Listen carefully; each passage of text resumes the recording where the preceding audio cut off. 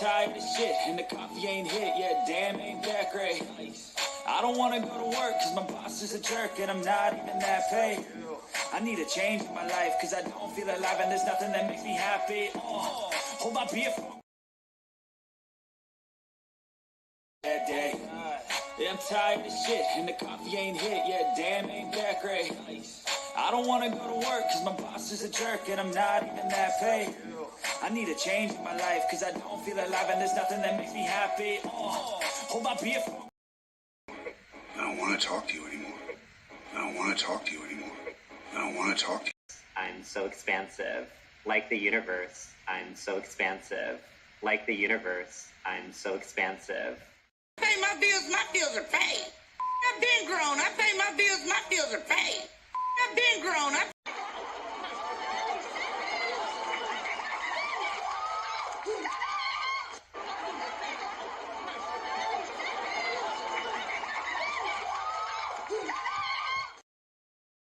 It's all my fault.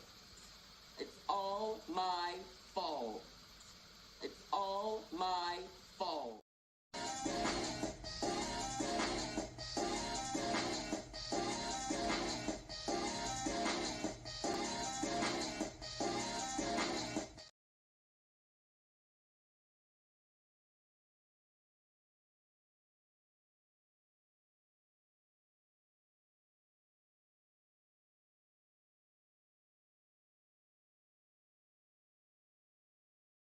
Hello, guys. Hello, everyone. I hope everybody can hear me. If you can hear me, I just want you to put a 1 in the chat so we can go ahead and get started. Please, somebody put a 1 in the chat letting me know that you can hear me. Let me see if I can get some. Okay, thank you, Sheila. Thank you, Sheila, for letting me know that you can hear me. And you can see me too, right? Because I got a little message saying my audio and my camera is not showing me. You know, StreamYard is acting up. If you can see me too, yes. Okay, thank you. I just wanted to make sure because this thing's saying that I got a problem. I don't know what's going on with it, but we're going to go ahead and get started. You know, yesterday, wait, let me just say this first. Everything is alleged. This is my opinion only. And this video that I am making is for educational and entertainment purposes only. And it is for entertainment and education, especially educational purposes at this time. And everything on my channel is covered under Section 107 of the Copyright Act of 1976. And with that being said, we can go ahead and kick this show off the road or on the road. But last night, before we ended, you know, I was grateful, wonderful, smartest person in the YouTube world, Linda Gamble. She had a suggestion that we talk about this movie that was on Lifetime, I guess, at one point. It was called A Cry for Help, the Tracy Thurman show. And so now I did some looking and even had my husband on boots on the ground looking for me. It's the hardest thing to find a full episode. I tried everything, but so I had to watch it in pieces. Part 1, part 2, part 3, things like that. Okay. But I did watch it. All right. And it kept me on the edge of my seat. I must say, it kept me on the edge of my seat. But before I go ahead and get into why it kept me on the edge of my seat, let me just welcome everybody. Linda Gamble, as I said, I love. Okay, thank you, Linda, for being here for me. And Linda has welcomed everybody into the Pink House tonight. And please hit that like button coming in. And as I stated before in many lives before, because that helps me to stay in the algorithm and that's how YouTube pays a content creator as well. So guys, can you please hit that like button coming in? Because I'm looking and it seems like the numbers are not matching up. You all know how I like the numbers to match. They just got to match. Maybe it's a psychological thing. I don't know, but I just like things to match up. All right. Thank you guys for that. And also, if you would like, you can donate to the channel. And you can all donate to my channel by doing super stickers, super chats, and also my Cash App, guys. I do have a Cash App if you want to do it that way. And when I do the Cash App with you, I do not call your full name. I may just say either your first name or your last name or just your initials and the amount. So that way you know that I got it from you. All right. So I don't give your full name to nobody. All right. But I do appreciate it. That would help me to stay afloat when it comes to my pulling docs. When I pull the documentations to reveal for a lot of my lives, that helps with that. Because I already said I paid $50 for that site, and one site is 26 or 27. So I have two different sites I go to.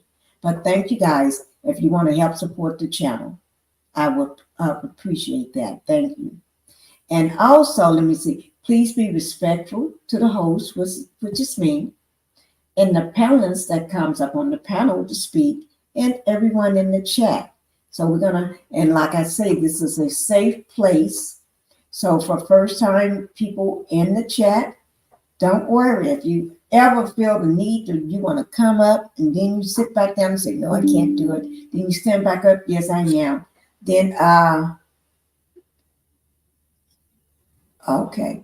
Then you do it again and back down again. You can always give it a try. You can give it a try. You can stand up.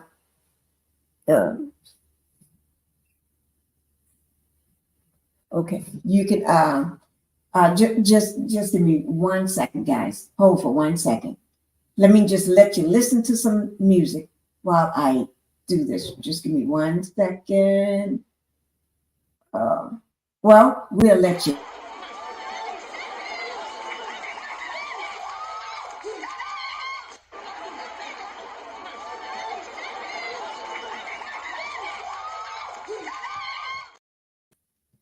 I hope y'all enjoyed that. I hope you did. Okay, we're gonna go ahead and get finished up. With welcome to welcome everybody to the Pink House. Let me see why I ended off.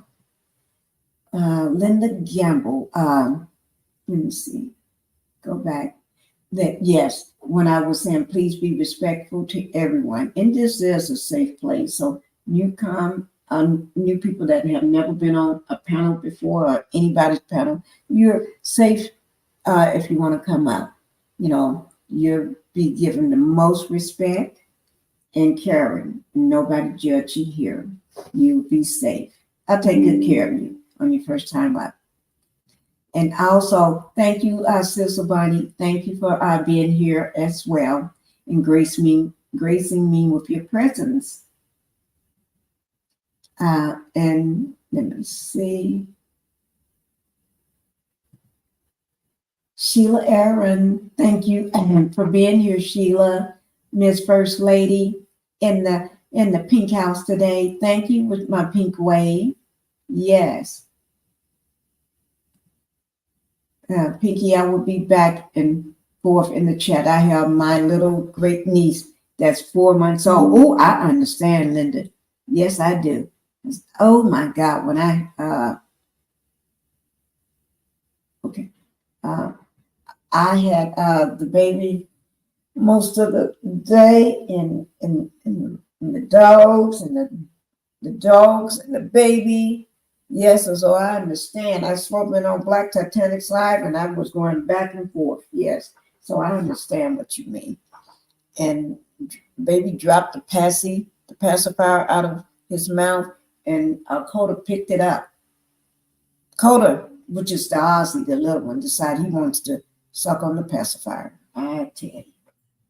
But thank God we got a lot of in different colors. Oh Lord, I tell you.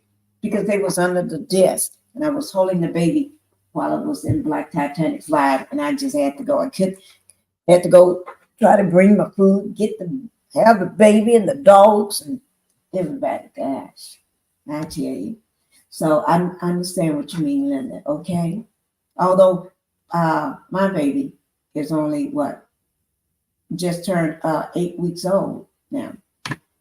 Just turned 8 weeks old. Yes, just 8 weeks now.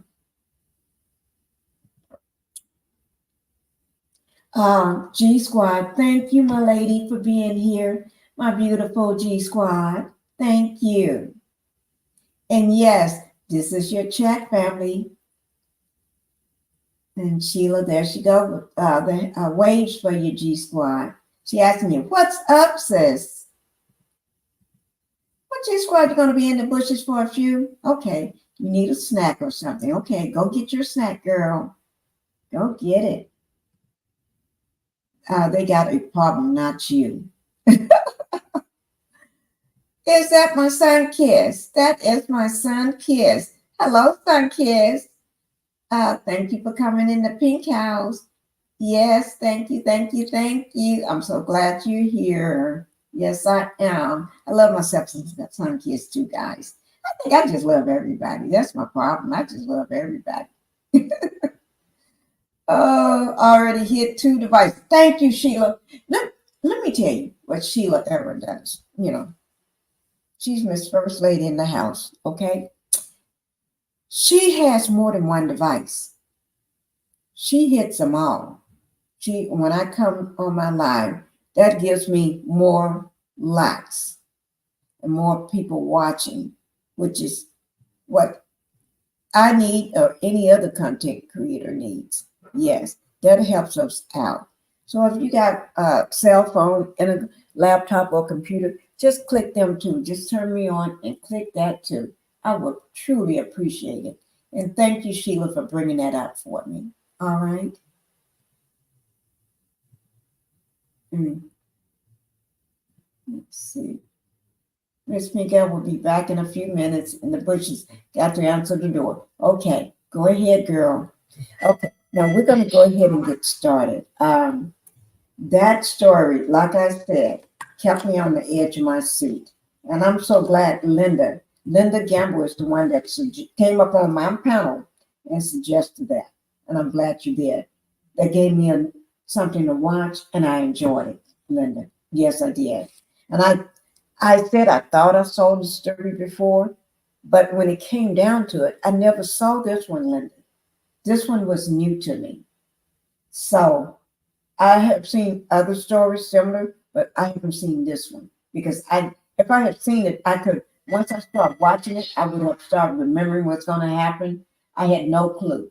So that's why it kept me on the edge of my seat, because this man is a true narcissist, true crazy person. And yet, let me just put this out there. I'm not a doctor. I'm not even a nurse. I'm not even a nurse assistant. I don't have none of that degree. Okay? So I'm just going by my personal opinion and my opinion only. Okay? This man is crazy. You talking about he was abused as a child by his mother. That's more than abused by a child, by being a child and being abused by your mother. This is a crazy lunatic. And you know, I have never worked at a place where they put crazy people. So I don't know whether he's crazy. But when I look at him and what I see, this man is a crazy lunatic.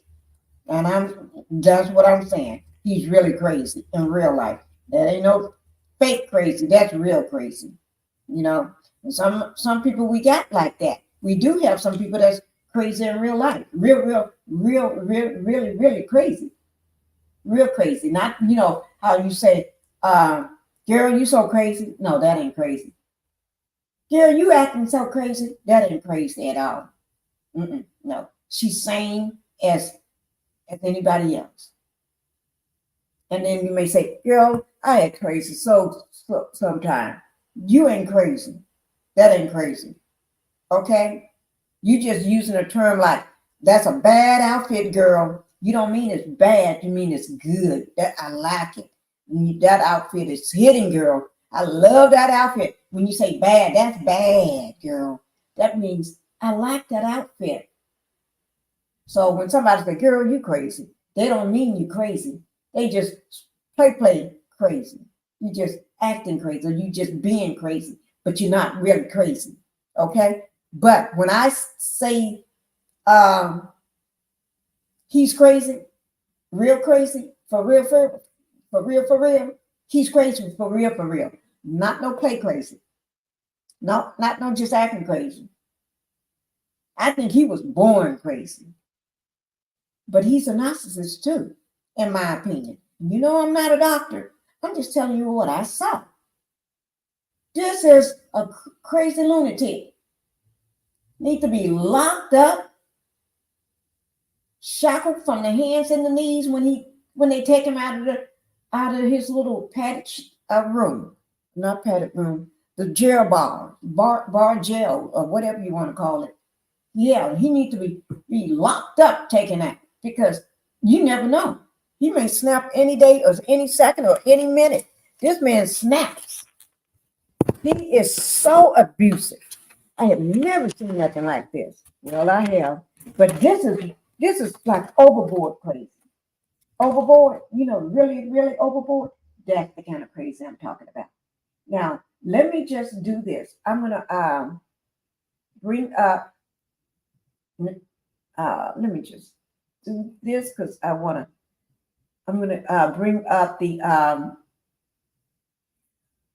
let me see. Make sure y'all are hitting that like button and subscribe. Now, if you've never been to my channel, please subscribe because it costs nothing. But you need to hit that like button because that's going to keep me in the algorithm, and hit that notification bell because every time I drop any video or anything, y'all will be notified. Miss Pinkie, I got to go. Unexpected guest. I'm watching the replay. Love you. Okay. Thank you, Sheila. Make sure you hit that notif. Oh, you already did it. Don't. Okay, Sheila. I got you, girl. First lady. All right. Thank you, too, for just showing up.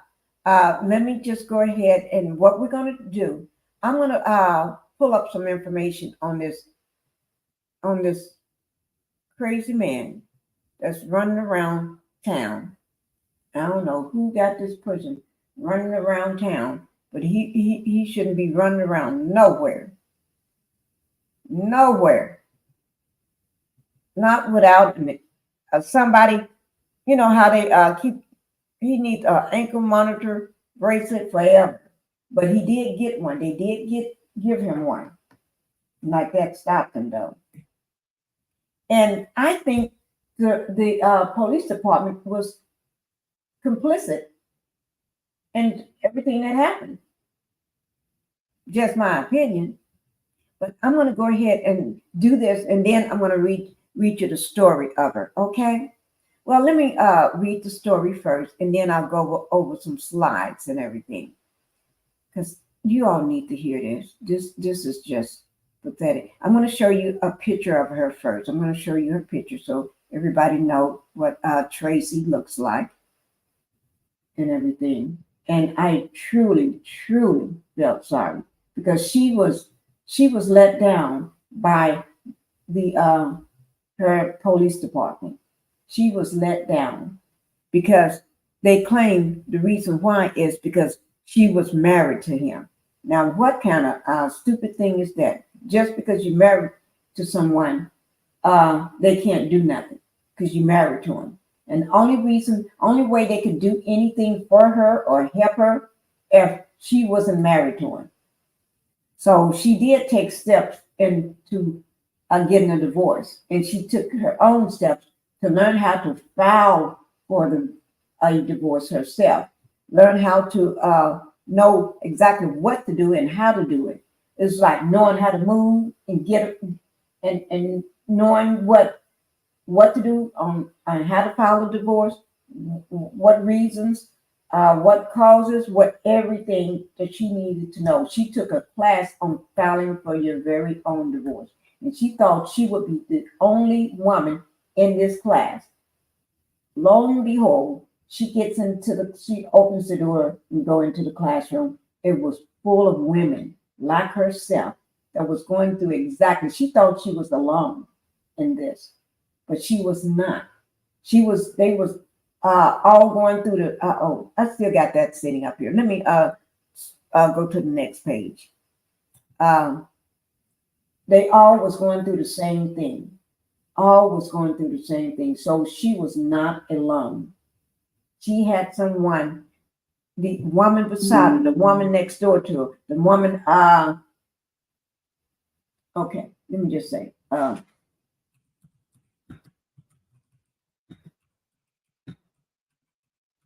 give me 1 second.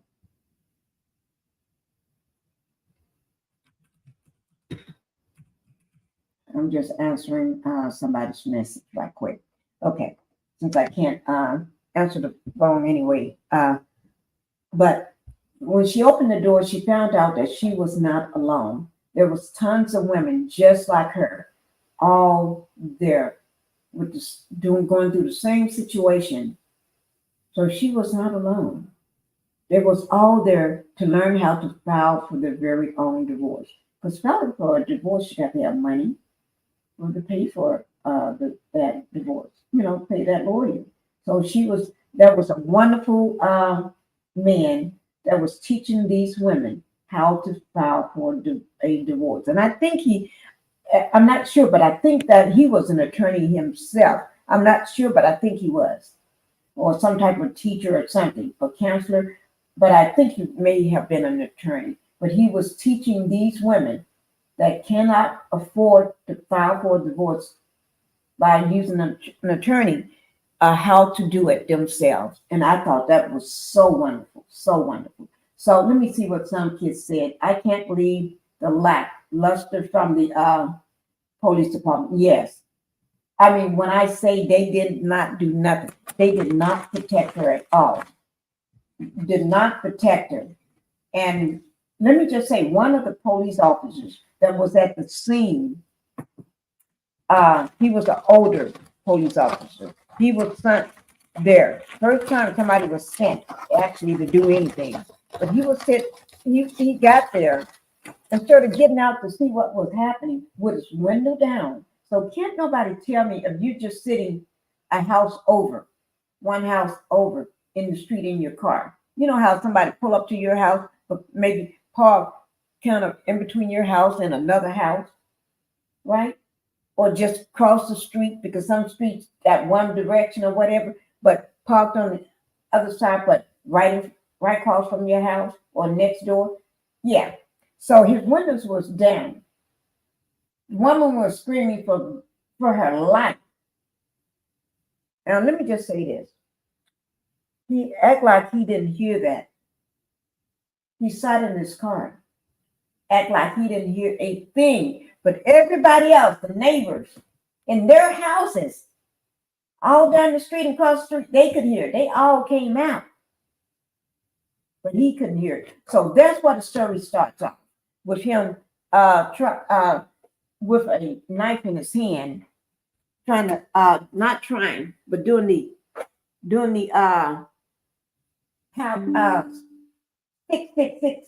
six. I think it was 13 stab wounds and broken neck. He stomped her on her head and her neck and broke it. After this is not before the man gets out of his car.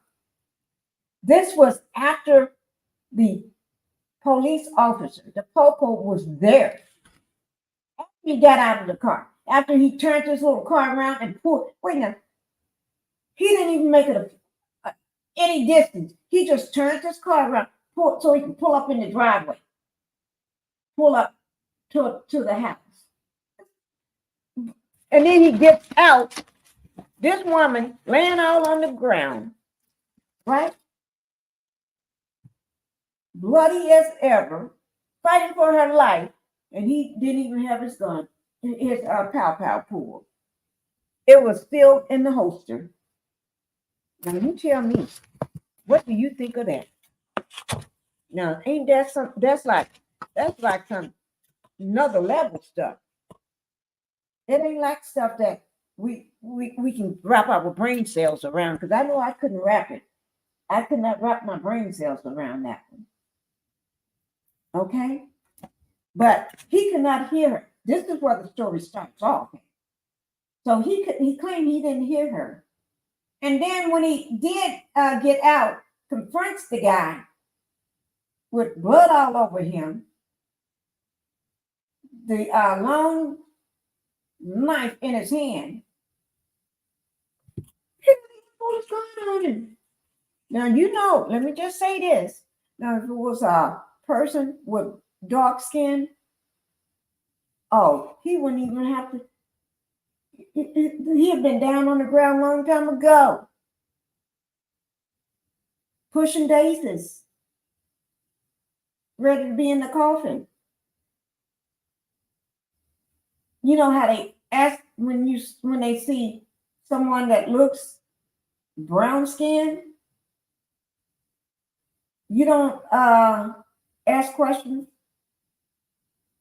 later after you're ready for the coffin. You be in the coffin first, then ask questions. But in this case, he needed to be taken down. I really mean the man needed to be taken down and was not taken down. I can understand, what was he waiting on? And then all the other one shows up. Everybody, all the other popos shows up. See the situation, a woman on the ground, they didn't know whether she was still living or not, unalive or not, but nobody pulls a pow out. Not nobody. And he's running around screaming at him and fighting and then going back over to her, stomping on her head, stomping on her neck, kicking her and everything. And they ain't doing nothing. So all the bystanders, people in the neighborhood, was trying to get themselves in between him and his wife or ex-wife, soon to be ex-wife, that was laying on the ground. The police grabbed them, pulling them back, throwing them against the car, but leaving him free to keep doing what he was doing, to try to unalive her. And he really thought he had did it. Let alone kicking her, stomping her on the head, on the neck, where he just broke it. And as soon as she gets to the hospital, they said they don't think she'll ever walk again, telling her family. Her neck is broken. Her neck was broken, but it also was split from one end of her mouth down her neck all the way up the other way. It was cut from one end, from the mouth, down across the neck and back up and all over her body. Stab wounds, 13, and broken neck. Yeah. But they did not help. They did not do anything for it. It was, I think the ambulance arrived, I want to say, I think it was about 45 minutes, maybe, before they got there. And it took a while for the force. Now, I could be wrong about the minutes, but I think I heard 45. But if I'm wrong, hopefully I can correct that. And if I do say it's wrong, I will correct it, okay? But now, let me just say this. Not one person pulled a pow out on him. Not one person tried to subdue him. Now, they was trying to subdue the people in the neighborhood that was trying to protect her, keep him from getting to her, trying to take him down. The bystanders, the neighbors was trying to take him down by hands. No weapons, but by hand, trying to tackle him and take him down. But no. Police there, they want to get the neighbors out of the way. They were concentrating on taking them down. Now, you tell me, in what world do that make any sense, guys? If y'all can tell me what world that makes any sense, I tell you, I don't know. The cop took his time getting there because he said a natural call. No, they knew it wasn't a natural call. She called him and told him what was going on. The whole police department knew who she was because she'd been down there so many times, over and over and over and over and over, and call them almost every day. Every time you look up, she's there. And it was word on the street that he been telling everybody he had got this new job after she moved back to Connecticut, working at a diner, right? And the police always, the popos always in there eating lunch, eating breakfast, eating dinner, whatever they're up in there at the bar eating all the time. And all the customers up in there, and I always see how this little knife in his pocket, and he always pull it out at work, showing it to everybody. I'm gonna unalive my wife. He said K-I-L-L. I'm gonna K-I-L-L her. I'm gonna unalive her. And show him the knife and snap it back together, stick it back in his pocket. And he tell them, even the police around him, what he gonna do. Seemed like they was co-signing for him, in my opinion. Maybe they wasn't, but they wasn't trying to say don't say that. They got friendly with him. Okay, but let's go ahead with this, guys, because okay, and we're gonna talk about it. Okay, let me just say the Pink House. Welcome, guys, to the Pink House, and hello to all my members, subscribers, and all that came here tonight, so we can talk about A Cry for Help, the Tracy Thurman story. This was a Lifetime movie, guys. Okay, and it's coming soon, and stay tuned for new shows because we're gonna do some new ones also. I think somebody suggested the burning bed. I'm not sure. It's either maybe it was Sunkiss or Cheryl or somebody, maybe Queen. I'm not sure who suggested the burning bed. We're going to talk about that as well. And then somebody also wanted to talk about the Fatal Attraction. Fatal Attraction, that's with Glenn Close and Michael Douglas. So those are on the list as well. So we're going to be coming soon for more stories like this because we do. Let me just say this. Join now. Let me just say this. Join now. If you have not subscribed because it's free, join to my channel. It is free. That way you don't miss none of this good stuff that's going to be coming out on this channel, guys. And I do have my trigger warning up. This is a warning for some viewers that may find the following video disturbing. Viewer discretion is advised. Okay? Just mute me if there's parts of it that you don't want to hear. Just hit mute and then you can unmute me after, okay? Or just turn it down some so you can't hear that little part. Okay? But that's my trigger warning for anybody that needs it. Oh, how did that just go backwards? Okay. Okay, so let me just say this. On my channel, I would like to start bringing some awareness to to the abuse, violence, or a toxic loved one in your life by sharing real life stories. Now, and when I say real life stories, like the one we're going to be talking about today, which is a true story, and some of the other ones that may or may not be true stories, but they're still helping us to open our eyes, because a lot of us didn't know what a narcissist was, and some didn't know things could get that bad, and they didn't know why women stay. They didn't know why women leave, because you hear women tell other women all the time, girl, he's not so bad. You need to stay with that man. That's a good man. And what she don't see the man that you see. behind doors. She could just go home and never see that. She's seeing she's seeing he's smiling and putting on that poker face for her. Right. So, but when he love bomb, a narcissist will love bomb you first. So all that love bomb on you, love bond, like a bond on you first. And then after you do that, then you see the true devil or the demon. He could be a devil, he could be a demon, but to me, they both one and the same. You want to stay away. So we're going to be talking more about these stories because with Love and Marriage Huntsville, it opened everybody's eyes. Yes, it did. And we're going to keep talking about it. And other stuff as well.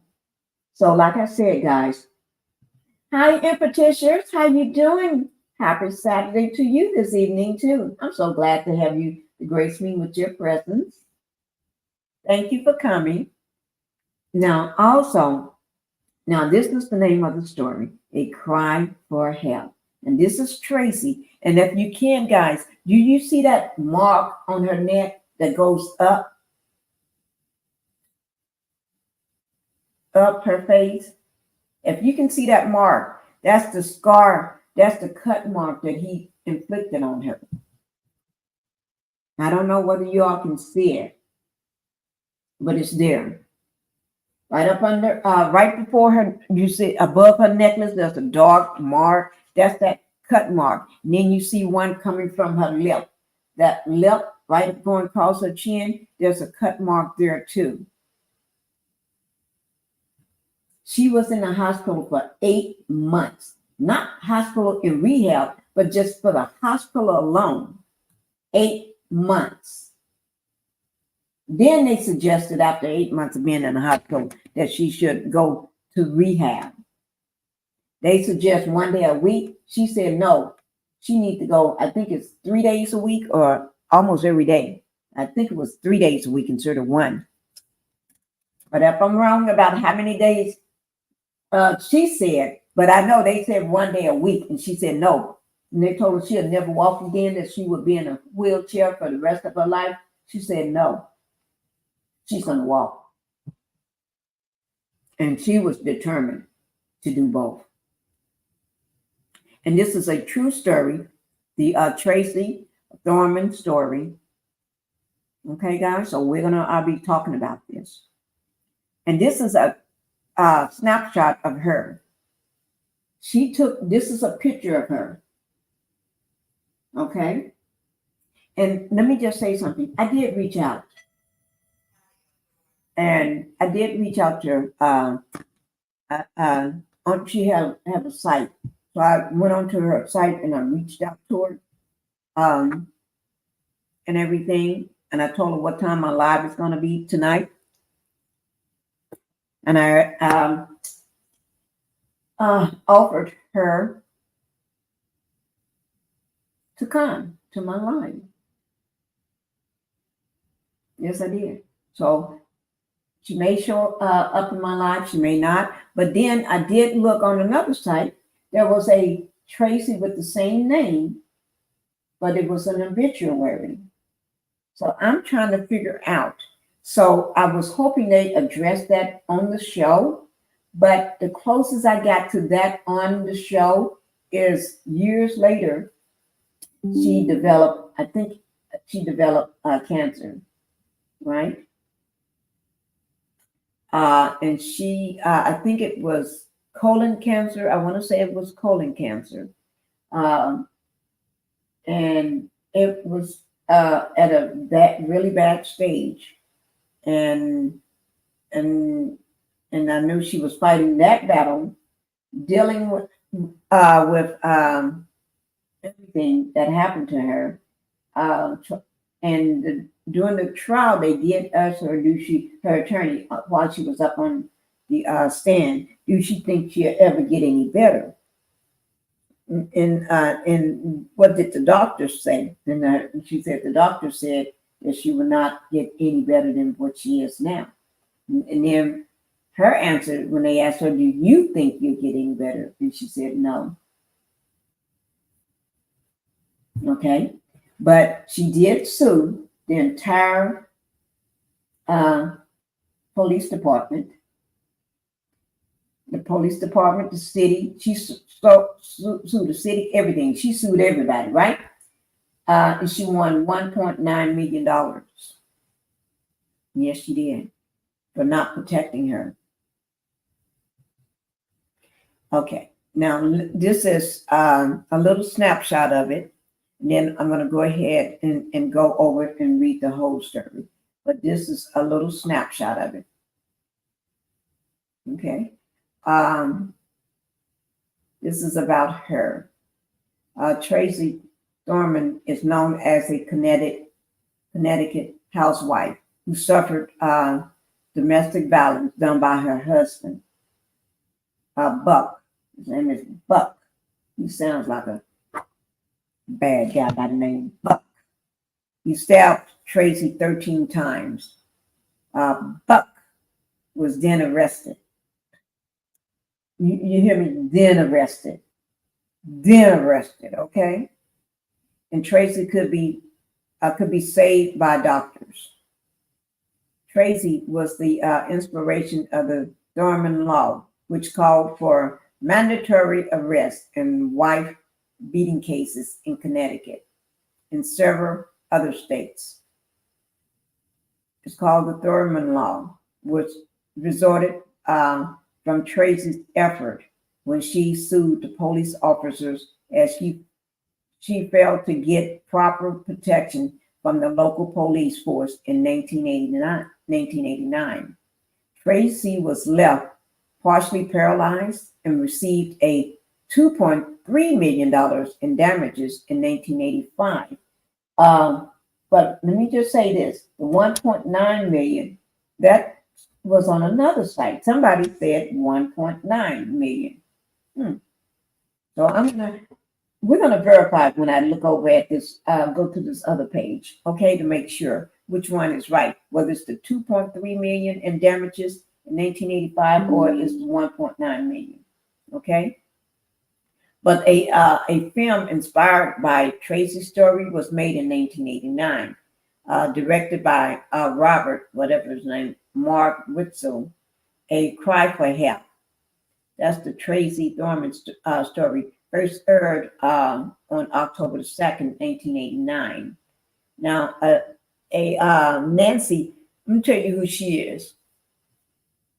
McCoy, she is an actress that played on The Facts of Life. She was one of the young girls that played on The Facts of Life. That's who played Tracy in the movie. Here it is, who played Tracy in A Cry for Help. Yeah, okay. You can tell I didn't even read this before, but they got it here, A Cry for Help. She starred in the film in hope that it would keep Buck in prison for a long time. That's a twist to that. I'm going to ask, I know the answer to it.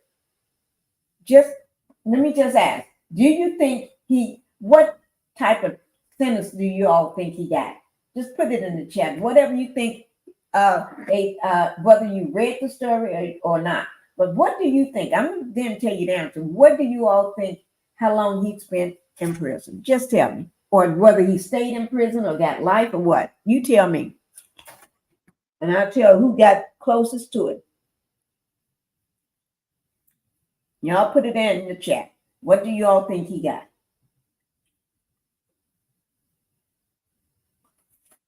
I hope you all can hear me because nobody is typing. Whether he got 1 year, got probation, 2 years, 5 years, 10, 20, 40, life, 50 years. That still would be life for him because he already married. I don't think anybody can hear me. Okay, thank you, Petitious. No time. Okay, you say he got no time at all. Okay. Some kids said was it 2 years? Y'all getting close. You're close. What I mean by that is you're close.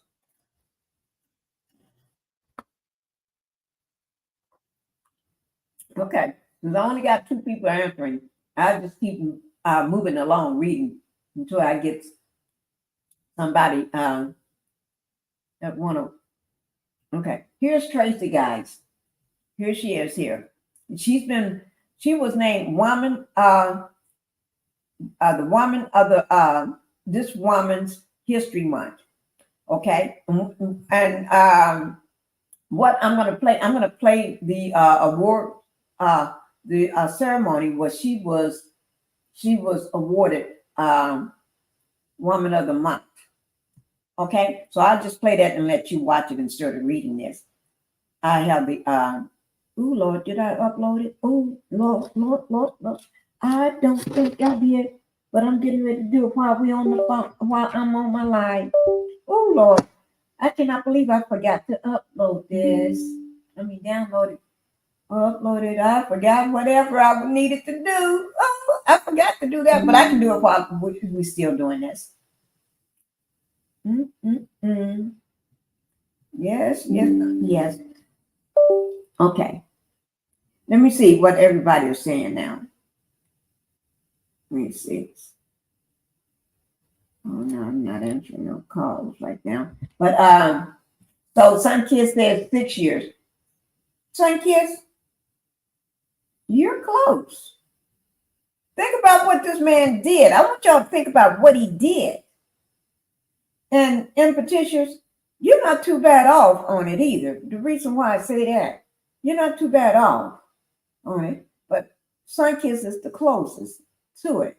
But I'm gonna let y'all keep for the others in the chat also drop me some time down there. Okay. But anyway, while this is uploading, I'll go ahead and be reading. Okay, because this is gonna take a few minutes to upload. But you all are close. I'll just move this over some so I can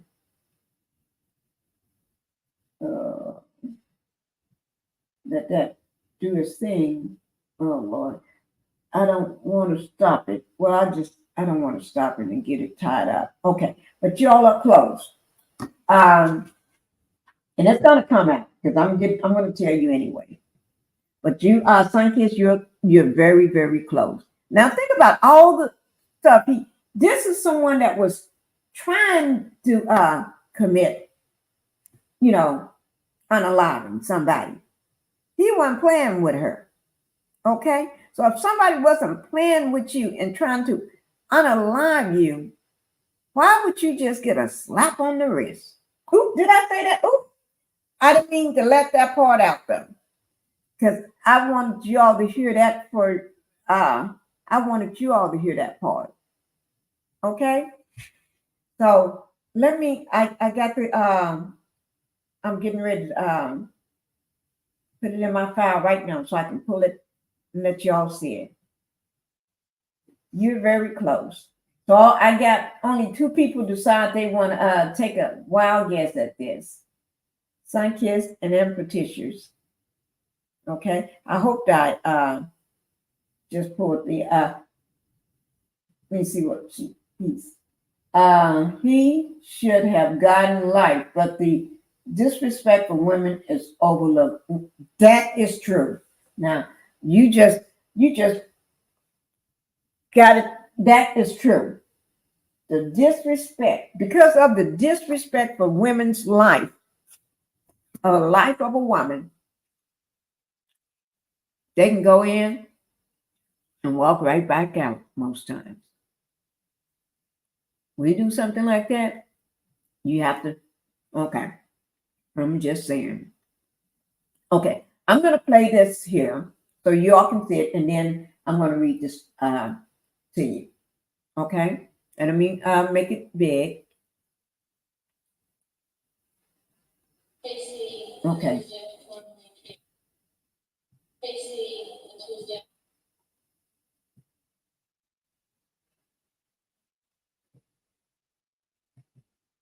Let me see what it let me do this. I'm going to try to play it for you guys. Just give me 1 second.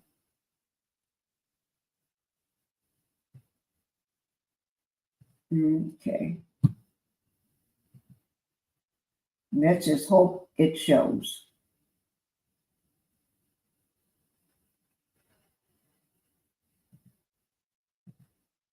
Okay. Let's just see. No. I'm looking for it. Is that it? No, I don't think so. What do you mean? You know what I'm going to have to do to get it to so I can show it to you? I'm going to just have to use it as a, I think it's too long to go. I'm going to see, can I put it in here? Give me 1 second. I'm going to see, can I just upload it here? I don't know whether it will work or not, but we are getting ready to find out. And if not, I'll just put it over in YouTube and do it from there. Okay. Is that it? Yeah.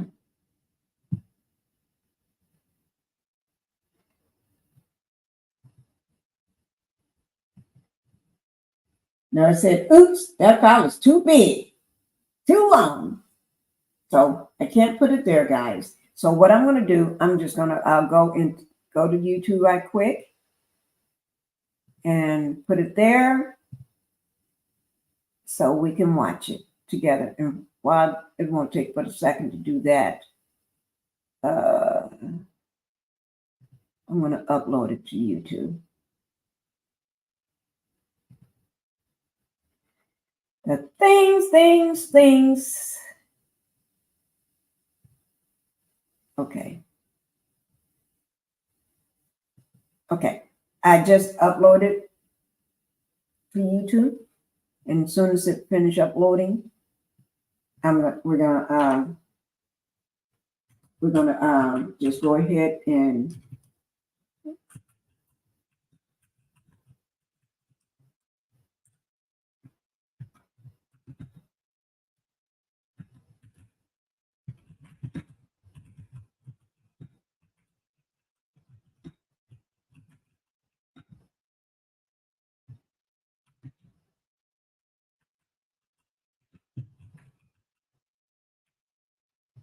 okay.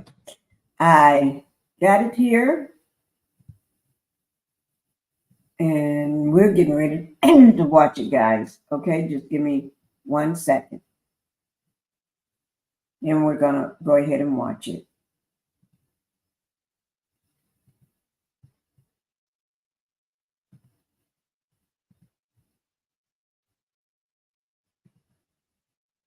I'm gonna hit monetize on it so we can watch it all together.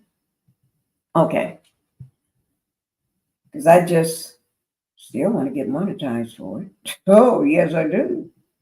I just put it in here. Add, yeah, add border, add subtitle. Yeah, I do want to add subtitle.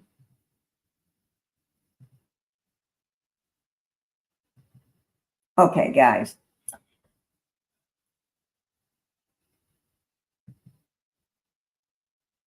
Okay, I'm just put it as private until it finished. Where's it? Go back. Go back for what? Okay, I hit private. I hit save.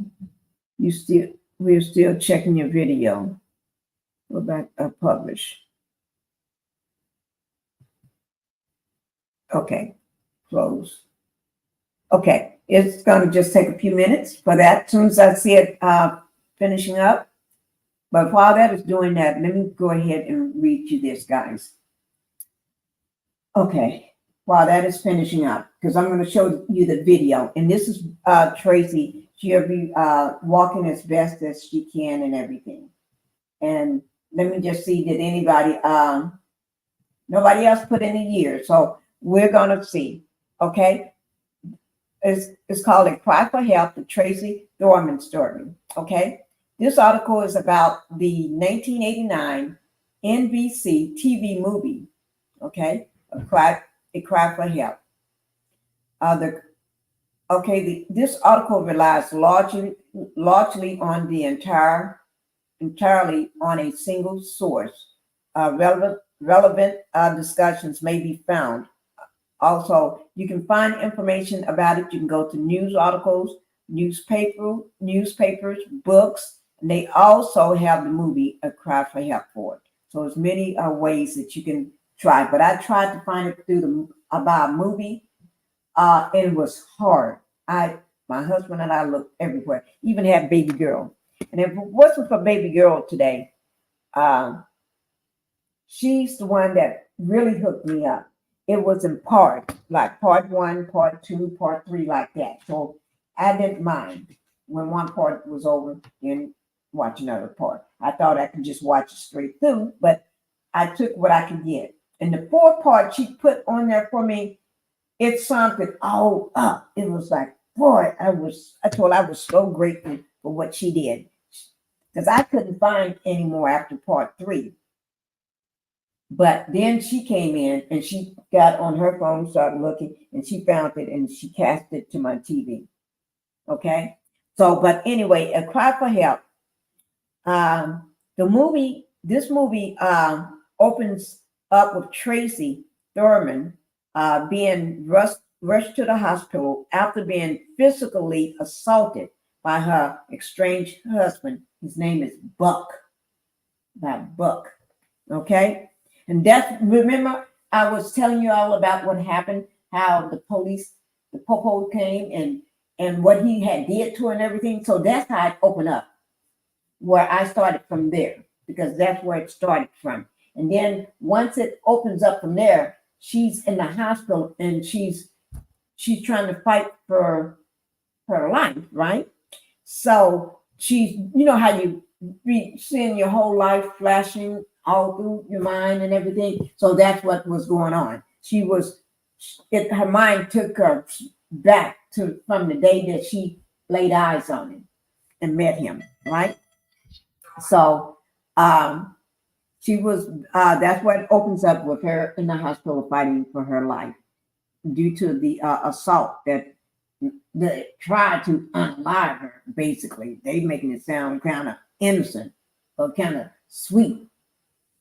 That, no, it wasn't just an assault. This was trying to unalive her. And he thought he had did that, because he ran upstairs and took their baby boy and grabbed him out of the bed and fighting and still beating and kicking and stomping on her with the baby in his arm. And Popo just standing there looking. Don't know what to do. Just let the man just run wild. But I do want to say, he did tell him to give him the knife, and he gave it to the police. Bloody all up. But that didn't stop him from doing what he would. The police had time to put the knife in the trunk of his car. But he still didn't take out no weapon and tell him to get down on the ground and handcuff him or nothing. Okay?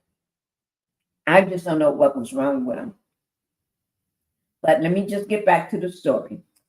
In extended flashback, that's where, remember I told you she was flashing, her whole life was flashing before her eyes, right?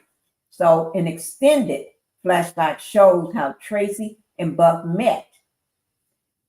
Tracy was working in a hotel in Florida and came across Buck and his fellow construction workers.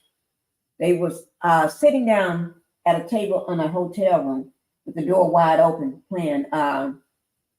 They was gambling. They weren't playing a game. They do this all the time. All the time. You're going to see it all through the movie. They sit there and gamble in the same room every time. Okay? So it became a regular thing. Once she met him, she decided to be in the room too. Okay? At first, Buck was a charming person. What narcissist is not charming? Buck was a charming person until over time he started to display raging tempers, raging out of control tempers. Yes, he did. That would have made me run the other way. Even taking them, even taking them out on Tracy, telling her all about how his mother abused him as a child. Despite the violent outburst, she agreed not to leave him when she tells him that she is pregnant with his child. Oh gosh, that was a scene. She made the house. She found out she pregnant, right? She was trying to cook dinner, but she stayed in and out of the bathroom, throwing up, right? Not feeling good. She had candles lit on the table, flowers on the table, was nice, had plates on the table, ready for dinner, candles everywhere. He comes in, want to know what's this for, and looking at how beautiful everything in look. And she just smiling, just as happy, just beaming from like she saw some flowers floating through the air. She was happy as a peacock, right? Knowing she was carrying his baby. She tells him she's pregnant. He asked her, she tells him, yeah. Well, first he's talking about how nice everything is. He wanted to know what for. She said, well, she was going to cook dinner, but it didn't work out because she was too busy running in and out of the bathroom. And he didn't understand, thought she was sick. She said, no, I'm pregnant. Oh, Lord. As soon as that word pregnant came out of her mouth, he stands up, put his hands on his hip, walk away from her, pissed. Now he turned from a normal looking person to an out of control devil. He turns around, walks back to her with his left hand, bam, upside the head.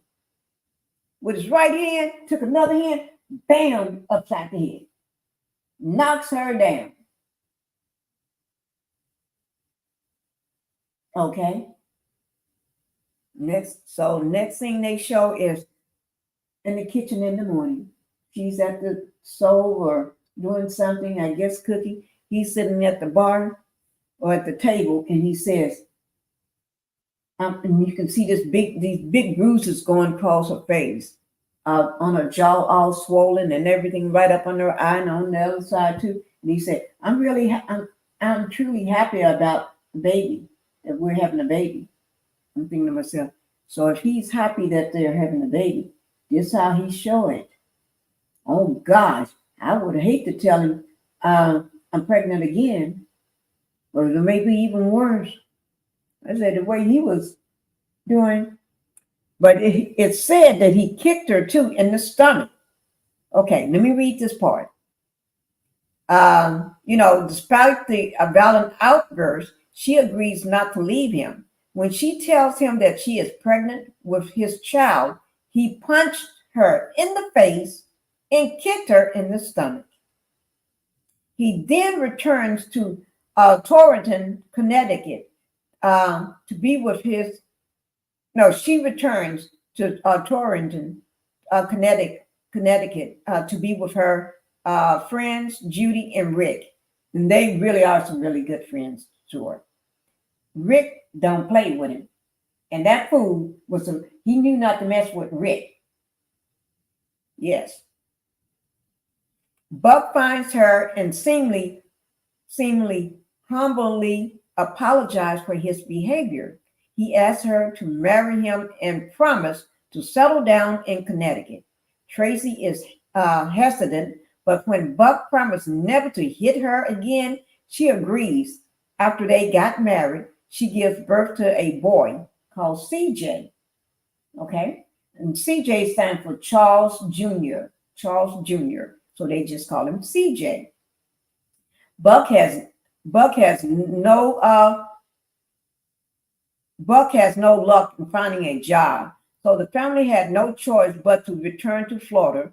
Over the next year, Buck manages to gamble away all their money and continues to assault her, even in front of CJ, which is their son. Tracy left him and returned to Torrington. Now, let me just say this. he gambles. Remember, I told you, I mentioned to everybody that he gambles. Not he gambles. Yeah, he gambles in that room, that hotel room, right? Motel room. He gambles a lot with all the construction workers that he works with. And it's all day, almost every other time you look up, he's in the room gambling. But they always have the door wide open, being there gambling, drinking, and everything else. And he's a hothead around the other guys, but they don't mind because they be giving him all kind of shade and laughing at him, making fun of him, because I know they think he's stupid. Okay. Hi, N Hicks. Thank you for coming into the Pink House tonight. Thank you for being here. For anybody that did not hit the like button, can you please go ahead and hit the like button coming in? I would appreciate it. Hit the like button coming in, guys. All right, so I'm going to go ahead back to okay. Okay, Buck has no luck in finding a job, so the family had no choice but to return back to Florida. Over the next year, Buck manages to gamble away all their money and continues to assault her, even in front of CJ, their son. Tracy left him and returned back to Torrington. The night after Tracy left for Torrington, Buck hopped in his pickup truck and drove all the way up to Torrington, which is Connecticut, and hopes to surprise her while welcoming. Oh Lord, that's what I get for eating while I'm working. To welcome himself into the home she was staying at, and told her that he found a job at a diner, but she didn't care. Tracy tells him to just stay away and find her and stay away from her and grab the phone, and he grabs their son CJ and runs outside. Tracy calls the police when they find Buck feeding his son at work and help him clock out to take him into custody. Wait now, when they take him into custody, do you all think they took the baby out of his hands and called the mother, or took the baby away and locked him up? No, they did not.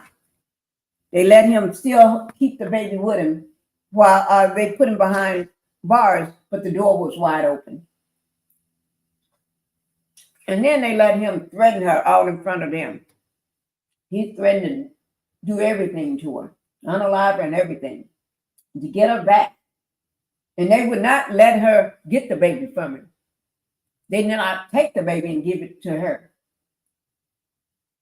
They letting her know this is a domestic problem, not a police problem.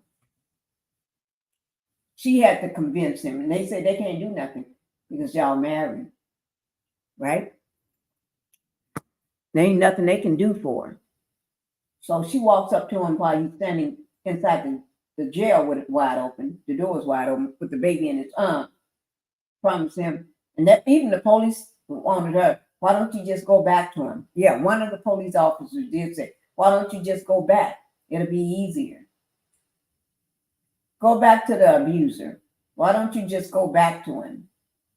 And she been up in that police station so many times, they knew her by name. And every time they called, they all, to them, it's like, oh, I don't want to deal with it. Yeah, that's the sentiment that she got. Okay. So Tracy tells him just to stay away from her and grab the phone, and he grabs their son CJ and runs outside. Tracy calls the police when they find Buck feeding his son at work and have him clock out to take him into custody. The police said that she could have her son back if she and Buck reunite.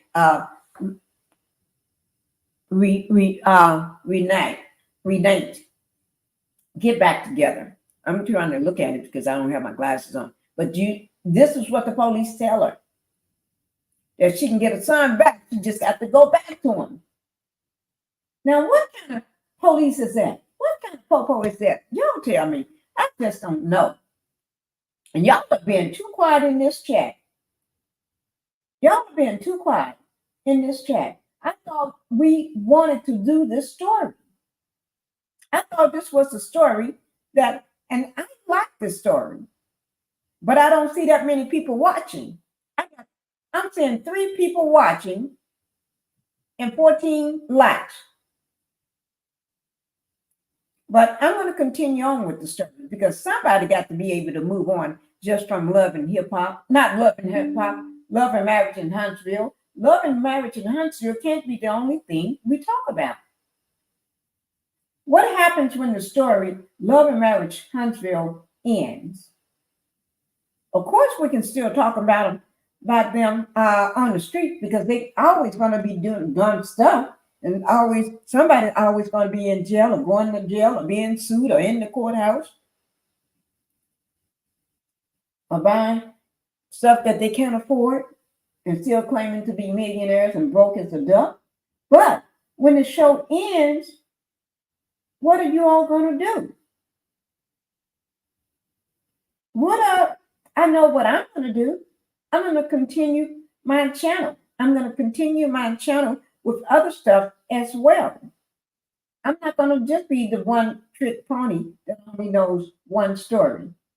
Thank you, Linda Gamble, for coming back. Thank you. So that's what there are more stories out there besides Love and Marriage Huntsville. There is, guys. And you can't hold hold a content creator just to talk about one story, one set of cast members. So when I do bring other stuff to you, I don't get no likes. I don't get y'all come in and you be dropping out like the fish falling from the sky. But I'm going to keep doing because I can't just only do Love and Marriage Huntsville. And I'm sure not. I used to do the Bell Collective, but that's owned by CK. That's CK show, and I stopped doing it. I did. When he did that podcast, I started slowing down before the podcast because I started seeing the demon, the devil coming out of him. I started seeing those devilish ways. So I had stopped then, but when that podcast went on, and when I saw what happened, he didn't have to strike me, but that one time, and I got the message. You don't F with me, and I don't F with you, and I never did like you. So I'm not gonna be watching your shows, and you treat us like this. You treat us like we're the scumbags, and you're the scumbag, and you all those Huntsville cast members. So why should I keep upping your ratings on everything? I do it on one show just for, but I stopped that when the last episode you just showed a week ago. And I'm not going to watch this one. I didn't watch the first one, and I'm not going to watch this one. I get enough information just by the stuff y'all say on your Instagrams. And when you go online, I report on that when I hear the stupid stuff you do on the streets. I hear it, so I report on what I hear. I don't have to watch the show to boost the ratings. I hear enough of it. Hi, May. Thank you for coming in. Thank you so much for coming in into the Pink House. Make sure y'all hit the like button coming in. And Linda said 17 likes and 4 in the chat. Guys, that's pitiful. That is really pitiful. Okay? But I like this story. Not that it's abusive, but I like it because it gives us to see that this do go on. This do go on. Melanie story told us that this happens. And then when we try to bring awareness by showing other women in the same situation, y'all go mute on me. You don't respond in my chat, and then y'all all drop out. But I'm not going to stop. I'm going to keep doing what I'm doing. And for all you all that's rocking with me, I appreciate it. Okay, thank you. So I'm going to go ahead with telling the story of Tracy because it needs to be told. Let me see. Oh, she's speaking to everybody. I sent that movie. I seen that movie. It was a lot. It was. And I'm talking about it now because this is the same situation, or could be. Like Mel, she is going through a hard time, a terrible time with a narcissist. And he's just as crazy as a dingbat. Crazy, crazy, crazy. The man ain't got no sense. We already know he ain't got no sense. So but we got other ones out there. Other people have told their stories. And some is not even here to tell their stories anymore. And if they are here to tell, they don't have the same life that they had before. A life of their ability to do things in their life because of what that terrible demon or monster of a narcissist and a control freak that took her life away from her, whether she is still living or not living.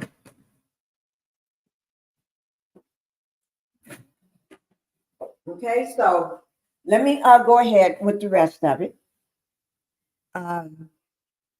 We all need to bring awareness to this, okay?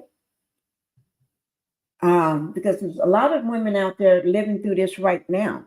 And like the lady Tracy, her story, she thought she was the only one that was going through this and wanting a divorce and getting the same answers from the police department or the popo when she calls in or goes into the police office.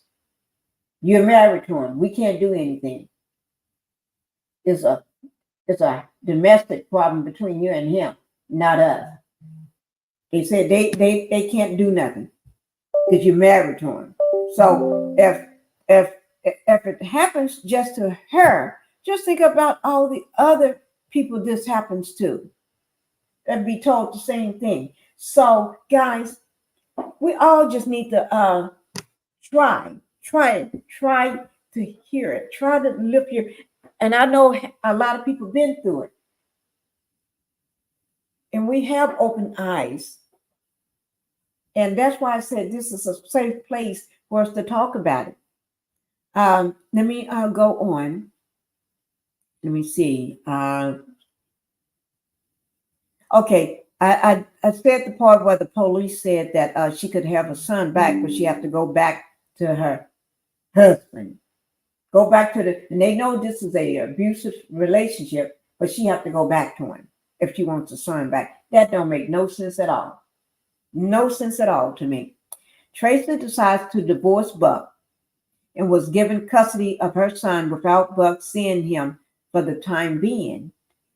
As she left, Buck attacks her in her car, her own car. What they mean by this is, Buck attacks her in her own car. Buck is arrested and Tracy issues a restraining order against him. But he continues to harass and threaten to KILL her, which is unalive her. Tracy goes to the police, but they did very little to help. Now, let me explain this. Okay. She was in a car just coming back from the counselor office that was upstairs over the police department. Buck went there so he can see his son, so he can visit and have custody of his son. But she also went there. Did not. They called her and told her she had to be there. So they talked with him first, and then he didn't realize when he opened the door she'll be sitting there waiting for her turn to talk to him. Right? They didn't tell them they scheduled them around the same time to come up there. But anyway, they did. And so she gets in her car. He assaults her by words, standing in the door at the place, right?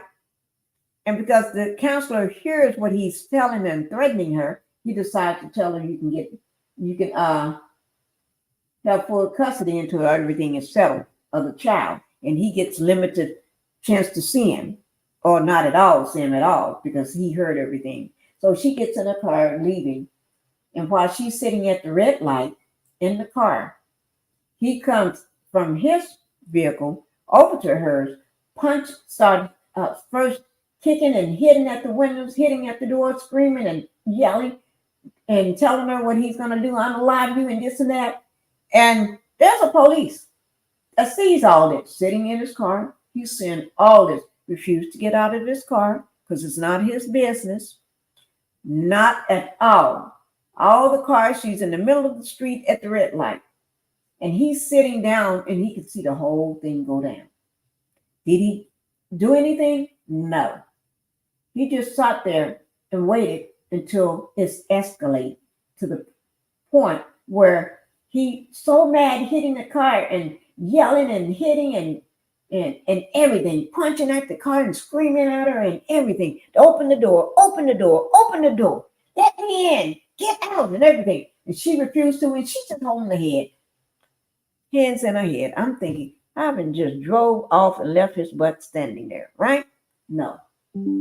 She sits in the car and let him scream and yell. I haven't ran over his butt all at the same time. But anyway, thank God she didn't do that, because then she may lose her son. But that's just me. Okay? But he takes his hand and pulls back and punches straight through the windshield. And the police decide to come over in his car and arrest him. Because now he didn't worry about the threats and the yelling and screaming and him trying to get in the car, grabbing at the door handle, trying to get in and everything, and screaming and everybody watch. He wasn't worried about that. He waited till he broke the window and grabbing at her. Then he decided to intervene and arrest him. I tell you guys, I cannot make this stuff up. That department should have been, somebody should have took them down a long time ago. Okay? I'm just saying, because I never seen nothing like this in my life. This is just like CK. The lack of responsibility, the lack of protection. Think about it, guys. Who do this remind you of? Remember when Melanie was sitting on that stage and he said, and she was pouring her heart out, talking about how she don't get, when are you going to come? When are y'all going to see her? When are you going to come to protect her? Oh, I didn't know anything. I didn't know about that. Ninja Man, yes, you did. That was a lie he said to her face, to everybody that was in that room, to every woman that wasn't in that room. You lied, CK. That was a stone-faced lie. The same way that these people are playing in this woman's face. They're not protecting her. That whole police department did not protect her, not one bit, not 1 ounce. It was a joke every time she called, every time she comes in there. Okay? Maybe said, even if Martell, the demon man, a demon boy, was to see that movie, it would make a changed man out of him if he has a heart. That fool don't have a heart. I'm sorry, man. We can wish, but he don't.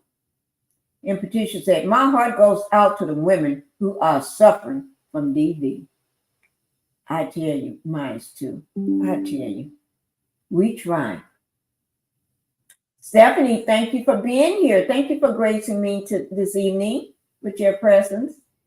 Hi, guys. Sorry very late. I couldn't stop sleeping today. Well, you just needed that rest. You needed your beauty rest. Yes, you did. And thank you. Make sure y'all hit that like button coming in. I duly appreciate it. I duly appreciate it. Okay, let me continue because since I did upload, so I'm going to show you that so you can put a face to the name of Tracy.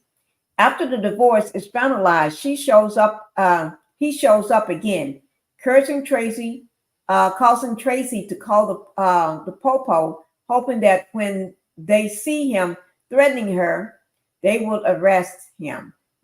Buck demands Tracy to come out immediately, and when he started that, he wanted them back together. She refused to stop the divorce. When the popo shows up, Buck pulls out a knife and stabs her numerous times. He goes into the house, grabs CJ, which is the little boy. This is the part of the first part that I was telling you about. Their son, CJ, his name is Charles Jr. He's 20. He was 22 months old, I think, when all this went down on this date when he was stabbing her. And he is now, I think he's either 20 years old or 21 or something like that, or maybe 22. He's a man now, a young man, should I say? Okay. Let's see. When the police shows up, Buck pulls out the knife and stabs her numerous times. He goes into the house and grabs CJ, showing him his injured mother laying on the ground in a pool of blood. He did, because he kept yelling to the little boy, I just unlocked your mom. I just unlocked your mom. While holding the little boy, and the little boy is screaming, and he got the knife in his hand and blood all over him. Yeah, that was him. Many neighbors. Now, remember the part I said about the neighbors and everybody coming out, right? But the officer sitting right there at the house, he sitting in the car when she called, shows up, because she even saw him drive up.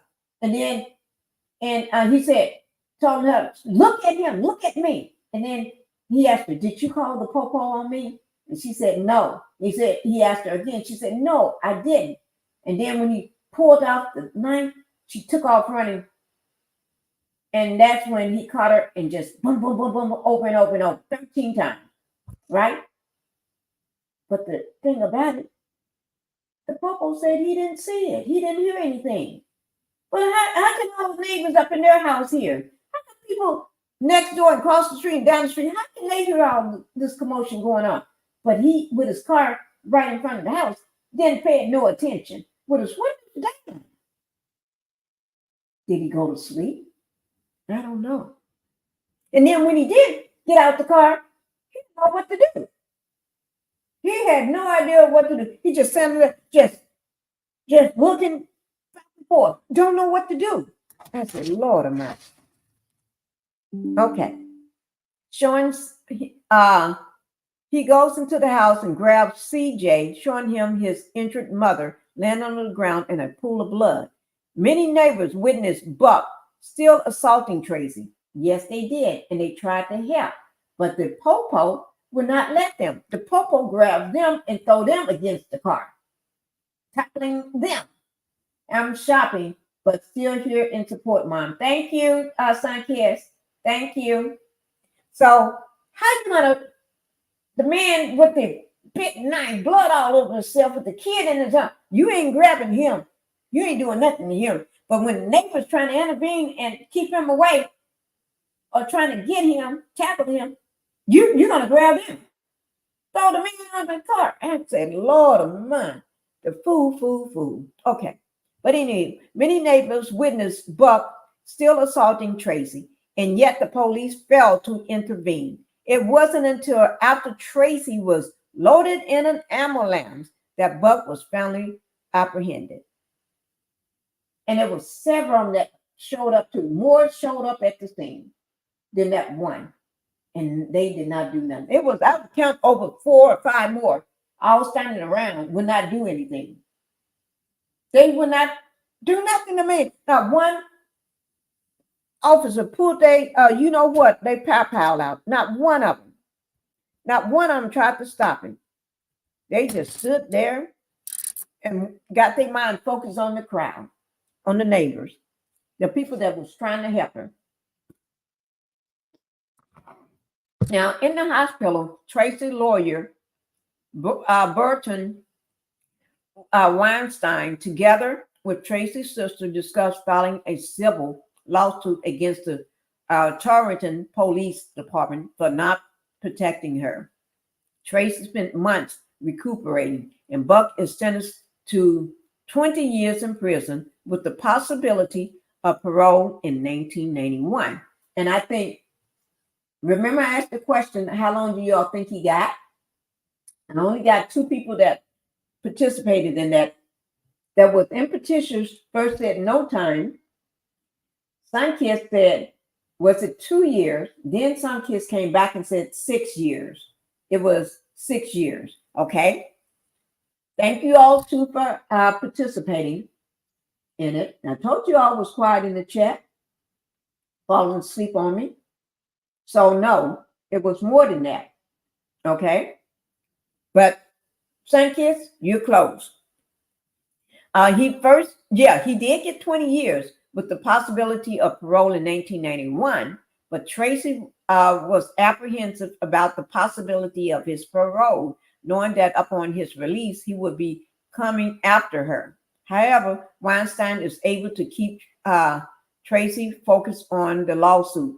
Following the civil suit trial, the jury rules in favor of Tracy, finding that her rights was violated, and she is awarded $2.3 million. And so that one was right. The other person was off, because this is 2 different sites now. It said 2.3, and somebody else said 1.9 million. I'm not sure where they get the 1.9 million from, but and they had two different sites. Verb said it was $2.3 million. She is also granted a permanent restraining order. Yes, she did get a permanent, not a one that you have to keep renewing restraining order, but a permanent restraining order to keep him away from her. But that don't stop him. Y'all should know that. Okay, restraining order against Buck, and he will not be allowed to contact CJ, which is their son, or Tracy for the rest of their life. So he can't see or be around neither one of them or contact them. No communications, no text messages. You would go to jail, just like somebody else was arrested for harassment communications. Okay, so happy with the decision. She hugged Weinstein in real life. Tracy was remarried to a Mike.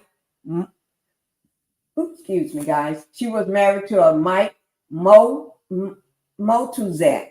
It's called, his name is Motuzak. Motuzak. So she was married to him. Mike was granted permission to adopt CJ. Thank the Lord somebody was. So the family could build their lives together. Now, when Tracy was in the hospital, let me just tell you this, guys. She had this problem every time that a male nurse or male patient or anybody that was a male would come near her. She would panic. She would have very bad panic attacks.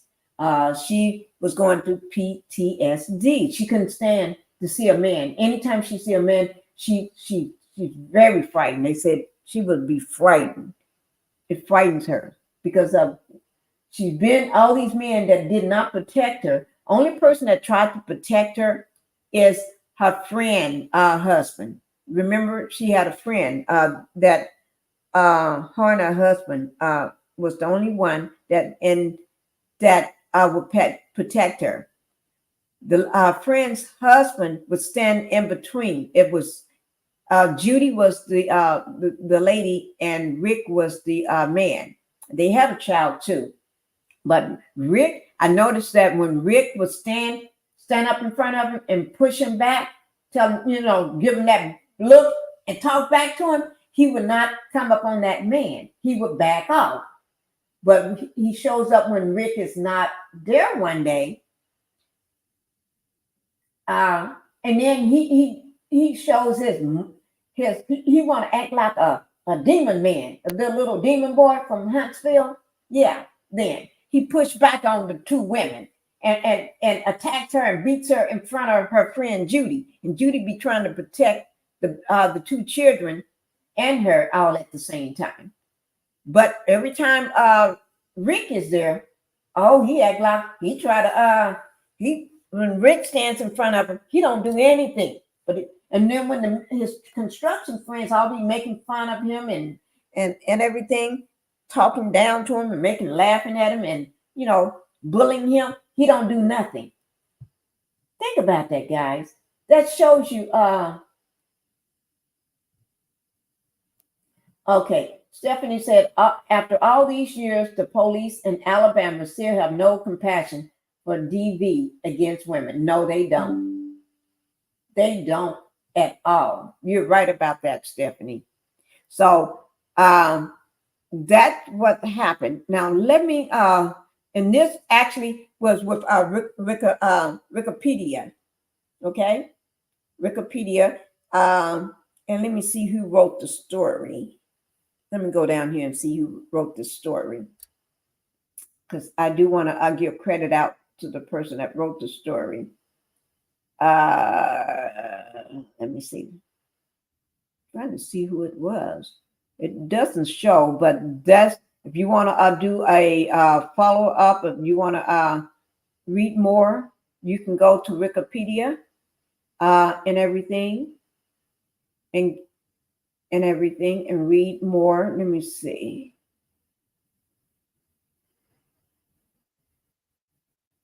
Okay. It didn't give a name on who wrote the story, but that's where you would go, guys. Okay. I'm going to go ahead and get out of this. Now, let me go ahead and show you the story of the video of Tracy being honored that night. Let me see, can I find it? I just had it pulled up. Okay, here it is, right here. I'm going to go ahead and show it to you guys. And thank you guys for still hanging in there with me, although I'm not talking about Love and Marriage Huntsville cast members. Okay, here we go. I'm gonna go ahead and show it. Okay, guys, let me enlarge it so you all can see it. And please let me know whether you can hear it or not. If you cannot hear it, please, if you can hear it, just put a 1 down in the chat. Okay. Oh, wait, here's Black Titanic. Thank you, Black Titanic, for showing up. This is my co-host, Black Titanic. She's a content creator, boots on the ground. Black Titanic, if you like, I can go ahead and drop my link for you. Oh, you can hear me. Thank you. At least somebody else can hear me. Mel would value this. Yes, she would. Thank you. Now, guys, when I drop, everybody's saying hello to Black Titanic. Now, if I drop the link, it's only for Black Titanic if she want to come up, if she's able, because I know she's with her family. They having a big dinner tonight and everything. So it would be just Black Titanic for now until after I show the video. If you want to come up, or you can wait until the video is over. Okay. But I'm going to thank you, Stephanie and May and everybody, for letting me know that y'all can hear it. I'm going to go ahead and play this. Okay. Let me just bring it back up. This is Stephanie being honored for sharing her story and fighting back and not giving up. Fighting back for women that can't fight back. Fighting back for herself and other women in her same position. Okay, here it goes. And let me know if you cannot hear by putting a 2 in the box, in the chat. Got a host of guests. Got a host of guests. Okay, you still got a lot of guests. Okay, Black Titanic, I understand. Okay, so you just be in the chat, and I'm glad that you're here. And tell them all I said, ooh, I wish I was there to eat some of that good food. Okay, I'm going to go ahead and play it. Guys, nobody comes up right now until I get through with this, okay? Because I won't be able to see you because I'm going to be doing this. All right, here we go.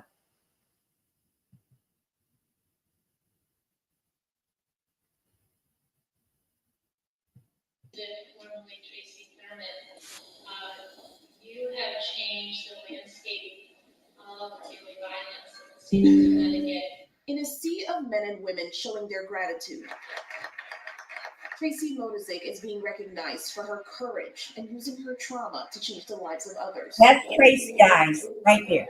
It just makes me feel grateful for that, knowing that I've helped so many people. Something good has come out of something so horrific. On June 20th, 1983, Tracy's then husband, Charles Thurman, attacked her with a knife, nearly taking her life after months of threatening and harassing her. She later sued and won her case against the Torrington Police Department for failing to protect her. Unfortunately, something like this has to happen before we see any change. I'm glad I'm able to have the voice for the women and children that didn't make it. Her story and lawsuit led to the 1986 Family Violence Prevention and Response Act, which requires police departments to respond aggressively to domestic violence complaints. Today, she is one of 2 women recognized as Coalition Crusaders and among more than 80 women honored in this year's Connecticut Coalition Against Domestic Violence First 100 Plus Breakfast Awards. These 80 women are individuals who are serving on boards of local domestic violence programs and raising money.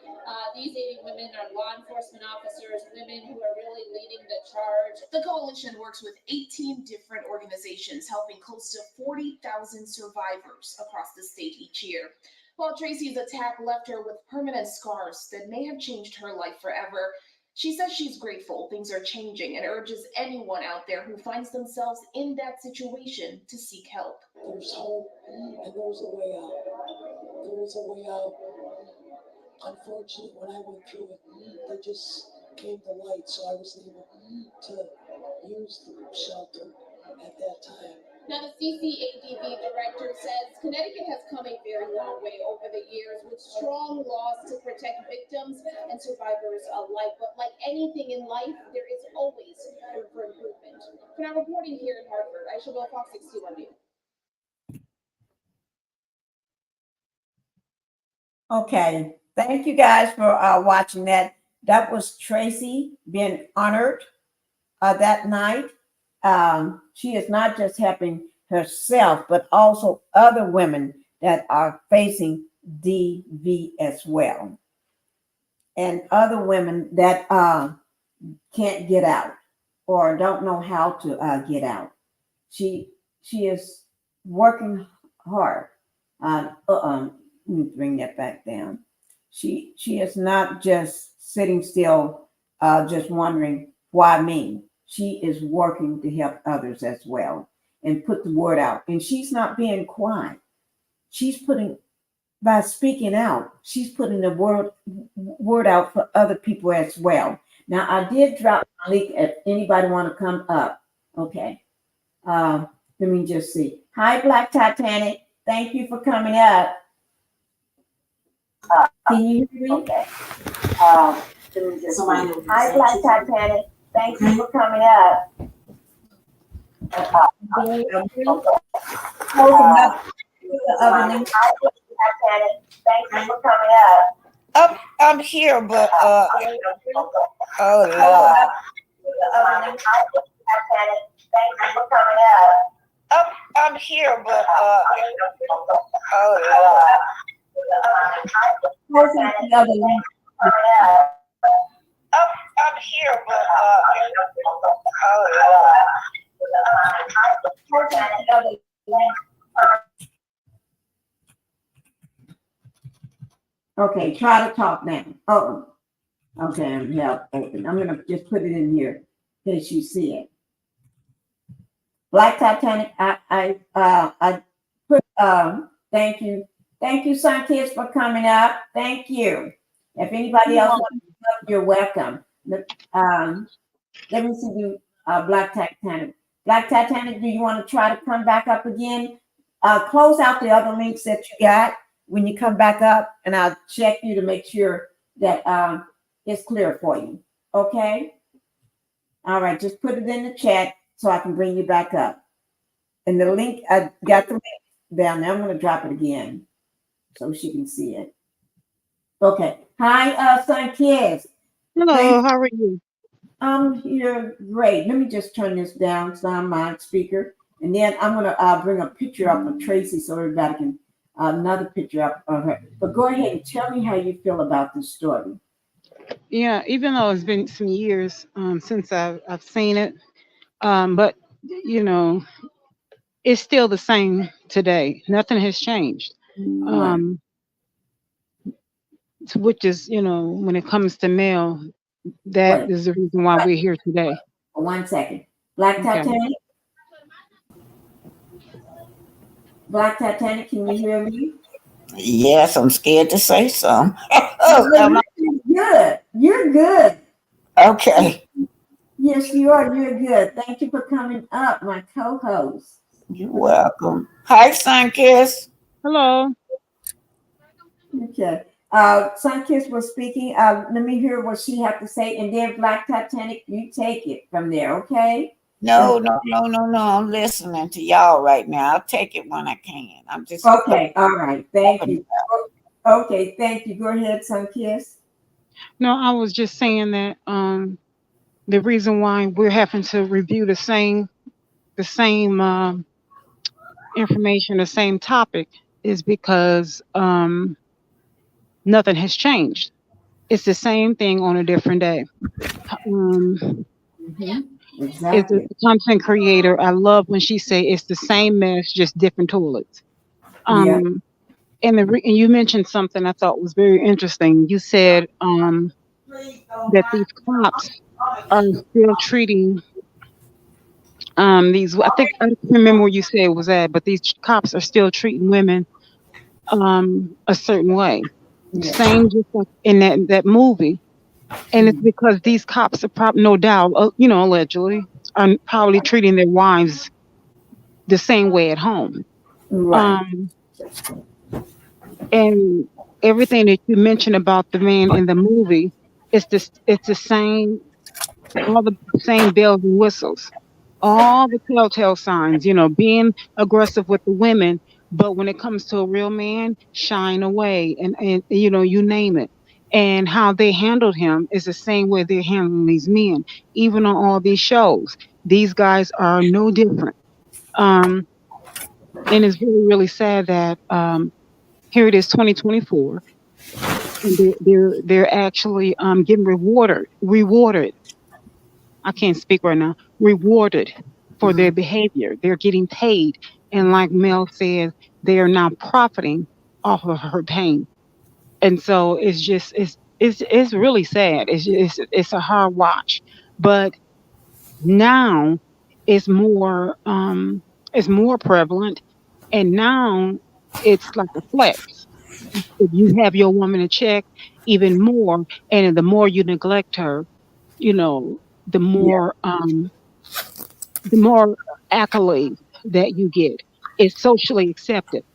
And so this is where we're at. It's the same thing. So these shows are really, really needed to shed more light on it. But this is where we're at. So this was in the 80s, and this is where we're now. We're 2024, and it's the same subject.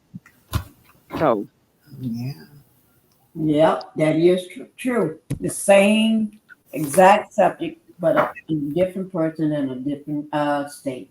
Exact thing. They did not give her no respect at all. Mhm. Not.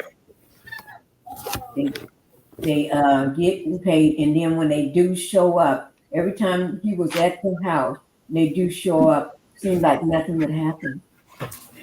Nothing would happen, and he would threaten her in front of them. They would show up at the diner to eat, where they all go sit down and eat all the time. And it happened to that he got a job working at that same diner. And he has this knife always in his pocket, showing to all the customers and telling them what they're going to do. And they looking over at the popo sitting at the downer, and he's telling them, showing them the knife, that he's going to kill. He actually tells them that, his wife. Mhm. Customers are shocked. And then he also tells the police too. And Mhm. they don't do anything. And they sit there and laugh with him and joke with him and everything, telling him that he's gonna have to, like, almost like you got to handle your business or something. It's like, what kind of fool is this? And then when he shows up at the police department, when they do arrest him, he's in the jail cell with the door open. Oh Mhm. God, it's like, what? Mm-mm. Go ahead, Black Titan. You got anything? No, I'm still listening. I don't know this content. Oh, okay. It's the Mhm. same thing that happened with Mel, basically. But Well, keep. it didn't go as far. But you never know, because Mhm. he's a demon boy, and he have those outbursts, those rages, just like this man. He acts just like him. Mhm. She always complained about he always complained about where the money goes, and she made him a mistake by saying that it wasn't a mistake. She told him right. She didn't realize that doing their poker when they're playing when they're gambling for money, every time he makes some money, he gambles it away. He goes sit down with all his construction friends in the motel at the table with the door wide open at the hotel where she works and gambles all the money away. And he asks her for some money, and she says she don't have any. And he gets mad and you know asks her go get him some money, and she said she don't have none. There's no money. you know. And then he wants to know why. She said, because you gamble it away every time you makes it. Oh Lord, that took him for a loop. And then he had to push her outside the door and tell her, don't you ever embarrass me in front of other men like that. It's like, Mhm. but you want to act like a fool. He can talk to her anywhere around them, but when she properly address it, he thinks he's been back and talk in front of his friends. Mhm. Yeah. And He I'm go sorry. ahead. No, I'm sorry. You can go ahead and finish. I didn't know you were I still. was going to say he was so abusive to the fact that he even threatens her to KIM her in front of anybody that's around. Police, it didn't matter. He Mhm. do it and keep doing it, Mhm. and they do nothing. They Mhm. was to me implicit. They did nothing, nothing at all. And I just couldn't understand it. I mean, that's why it kept me on the edge of my seat because it's like, I cannot believe what's going on. Am I really watching this? Guys, it was horrible. But this story needs to be told. We can't Mhm. only just tell one story from Huntsville because she's sharing the story of all women. Melanie just was brave enough to get out. And I think Mhm. you never know because this man have poured his pow out. Remember Mhm. in a video, he talks about how he went and got it and aimed it at her. He did that Mhm. before, and you never know where he may go next time. Hi, Melanated Energy. Thank you for coming up, and thank you for Hey, being in Pinky. the Hey, out. Black Titanic. Hey, Sunshine. That's you, Sunshine. Thank you. That's Sanchez. Sunshine. I'm Hey, sorry, lady. I keep calling you Sunshine. I'm sorry. that's okay. It's okay. But thank you so much for being on the panel. I appreciate it. But you're No fine. problem. Sunshine, what you got? Not sunshine. You got me saying sunshine. Melanated, what do you have to say? What do you think? So I'm listening to you, And I see that you're like, surprised that you can't believe this, but I'm surprised that you don't believe this because you remember women didn't have rights, women didn't get rights in this country, and they was a part of the civil rights movement, and they were just like white women was treated just as bad as, not just as bad, but they were considered property. You know what I'm saying? Right. So that's all part of the white male dominated patriarchy society. And a lot of those practices, even though women, I don't know what, I didn't see the movie. I know you was talking about it last night and everything because I was listening, but I wasn't a part of the panel.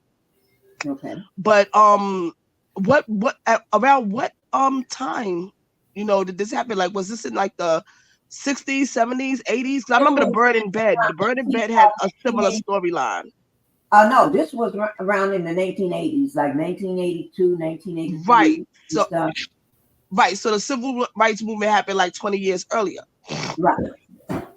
Right. So, And remember, all that stuff that was happening, with black people, Rodney King and all those, constantly, lynches was still taking place, memorialized it, the hanging body parts in the windows of the stores as if we weren't given, our, independence of, being, enslaved, so I'm not surprised that anything like that happened. And, that's why, a lot of this stuff is taking place still because the South took so long. They said that even when, enslaved people was like given their freedom, a lot of them, was still enslaved, and they had to do a system to get them out of slavery because they didn't know that they was enslaved because the South took so long to to release them. It's all part of the system, and I think that that's the way that they want it, and they want to turn it back. That's why it's not being upheld, respected, and practiced. To treat people equally. Mm-hmm. Okay, yeah, I understand. And it's Melanie, it's not that I can't believe it. That's just a term of saying. But I know. Yeah. I'm sorry. I didn't mean no disrespect. I'm just like, you're not disrespecting me. Yeah. I'm just like, because it's exhausting to hear that so many cases, and what about the cases that wasn't able to be, televised and exposed? It's ridiculous. Right. Mm-hmm. Right. That is true. Now, are these people white or black? I mean, clear people. They're white. A white couple. Yeah. Mm-hmm. And I hate that. What made me, and that what infuriated me, what really burned into my brain in the 80s when I watched the movie, and I was young because I was born in the 70s, in 73. And what burned into my brain when I watched this movie in the 80s as a kid was this cop said, they asked him what took him so long to get there. I think it was like 45 minutes after the cop or after they were called. He said because nature called him, and so he had to go and relieve himself. Right. And the thing is, that was almost on purpose or either it was just on purpose because they were well aware of what she had gone through previously with this loser. Right. Because every time she called, her life was in jeopardy. So they knew about this call. It was like almost treated as if she was a caricature. That she was treated as if like, oh, that's her again calling. As if each time she called, she was just making it up or being like she was embellishing her story each time she called. And that was so far away from it. This woman, her life was hanging in the balance every time she called. And so, first of all, why would you take forever when you know that she wasn't just, abusing? She wasn't abusing the system. And then For you to say, well, nature called. What were you doing prior to that? Because I mean, I know donuts were involved. I already know that. But what else were you doing, sir? And so then you get there, and then you still handle it in a nonsensical way. And when that that still burned in my brain, still to this day. And I just, it's things like that. And so even when it comes to narcissism, like with this guy, like they say, and you mentioned something earlier, Mama Pinky, and I said, because as I said before, people on the outside get the personality from the narcissist. And then people that lives with them get the narcissist. So the narcissist, they call it narcissistic personality disorder. That's what they say. Really, that's hard to believe. Like when Martell was being interviewed, and this particular content creator say, "Oh, I can't believe, or I don't get, although I find it hard to believe." But when it comes to certain people, I'm not shocked that people believe. Yeah. People believe him. Right. Because the way that he walks around with his mask on and emulating people that he's not. I'm still not shocked that people are still falling for that. Right.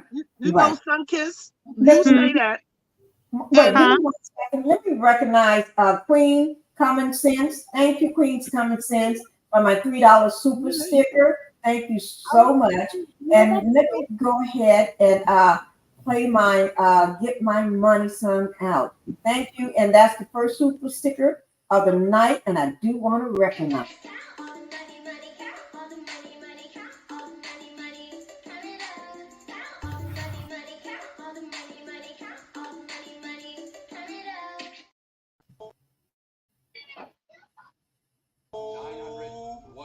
Please come home. Please come home. Please come home. Please come home. That's my favorite. I had to say that. Will you please come home? Okay, go ahead, Melanated Energy. Thank you for waiting. No problem. What are you saying? I was responding to Sunkiss and her saying that, the people don't believe their actions. I just can't believe it. And it made me remember now and how he was screaming in her face. And everybody stood there as if that wasn't happening. And, she walks away mad. And then Mel, puts the papers out on him. He goes and gets locked up. And then she's still on his side as if he's not running around that set with those casts I look at him as a human weapon. Like, y'all don't know when that grenade is going to explode. It's just a matter of time. No, and you're right. Here's the thing, because of what I grew up in, everyone knew how she was. The person that raised me, they knew how she was. And just like they see him doing these things, it's totally obvious. But because they're so good at the way that they can manipulate, they're so good at playing a victim. They're so good and strategic as to how to move and how to, control people mentally, and how they whine and, oh, poor pitiful me. They are so good at gaslighting. They can literally take what you see and make you doubt what you saw, and they can rewrite the script at what you saw. I'm talking about actively screaming in her face. It's like she's been, like, everybody has been conditioned to not react to that as being attacked. It's like, being under mind control. It tells me that there's a lot of mental, like, they're fragile mentally. Yeah. And I don't disagree with you. But you have to this is what we're dealing with. We're not just dealing with a regular everyday person. We're dealing with demonic evil people that's under, Yes. like you said, under influence, a Yeah. demonic influence. And so when you dealing with these people, you're not just dealing with an everyday person. Like a Mm. person like you and me, with us talking, we can look, we're critical thinkers, and we can look at what's not being said, and we can see what's not being shown. But when you're dealing with people that are completely broken and that has not gotten therapy, and people that are like, they standing there like, oh, please choose me. People that are in line and don't, and that doesn't look at a situation and say, oh, well, let me step back and look at the whole picture so that I can make a decision on my own. They just want to be accepted by the club that they choose. And if everybody is bullying someone, they just want to be accepted. So and that's how we're created. We want to be accepted. And so instead of them stepping back and say, no, let me look at this to make sure I'm making the right decision, they don't do that. They just want to go by this guy that appears to be, upstanding, that appears to be righteous, that appears to be, and we call them pygmies. So they're going to fall in line with this guy because they want to be accepted by him. These same people have kids, or women, or females, I should say, have kids. These same females have been harmed. These same females Yes. are rallying for the things that could harm not only society, but other women, their other kids, and everything. And they are going after this guy that has done everything that the courts have proven that they're everything, things that was troubling us, making us lose sleep, that was making us weep and all that. They are rallying for this particular guy that has caused us trauma as Black women, or just for people in general. But they're rallying for this particular guy. Why? Is because the way that they're conditioned, because they're susceptible to being gaslit. Think about the women, melanated injury. Think about the women that he choose. I know. These I was just about to say that, son, because he's a predator. Yeah, He aligns himself with right. people that was financially, oppressed.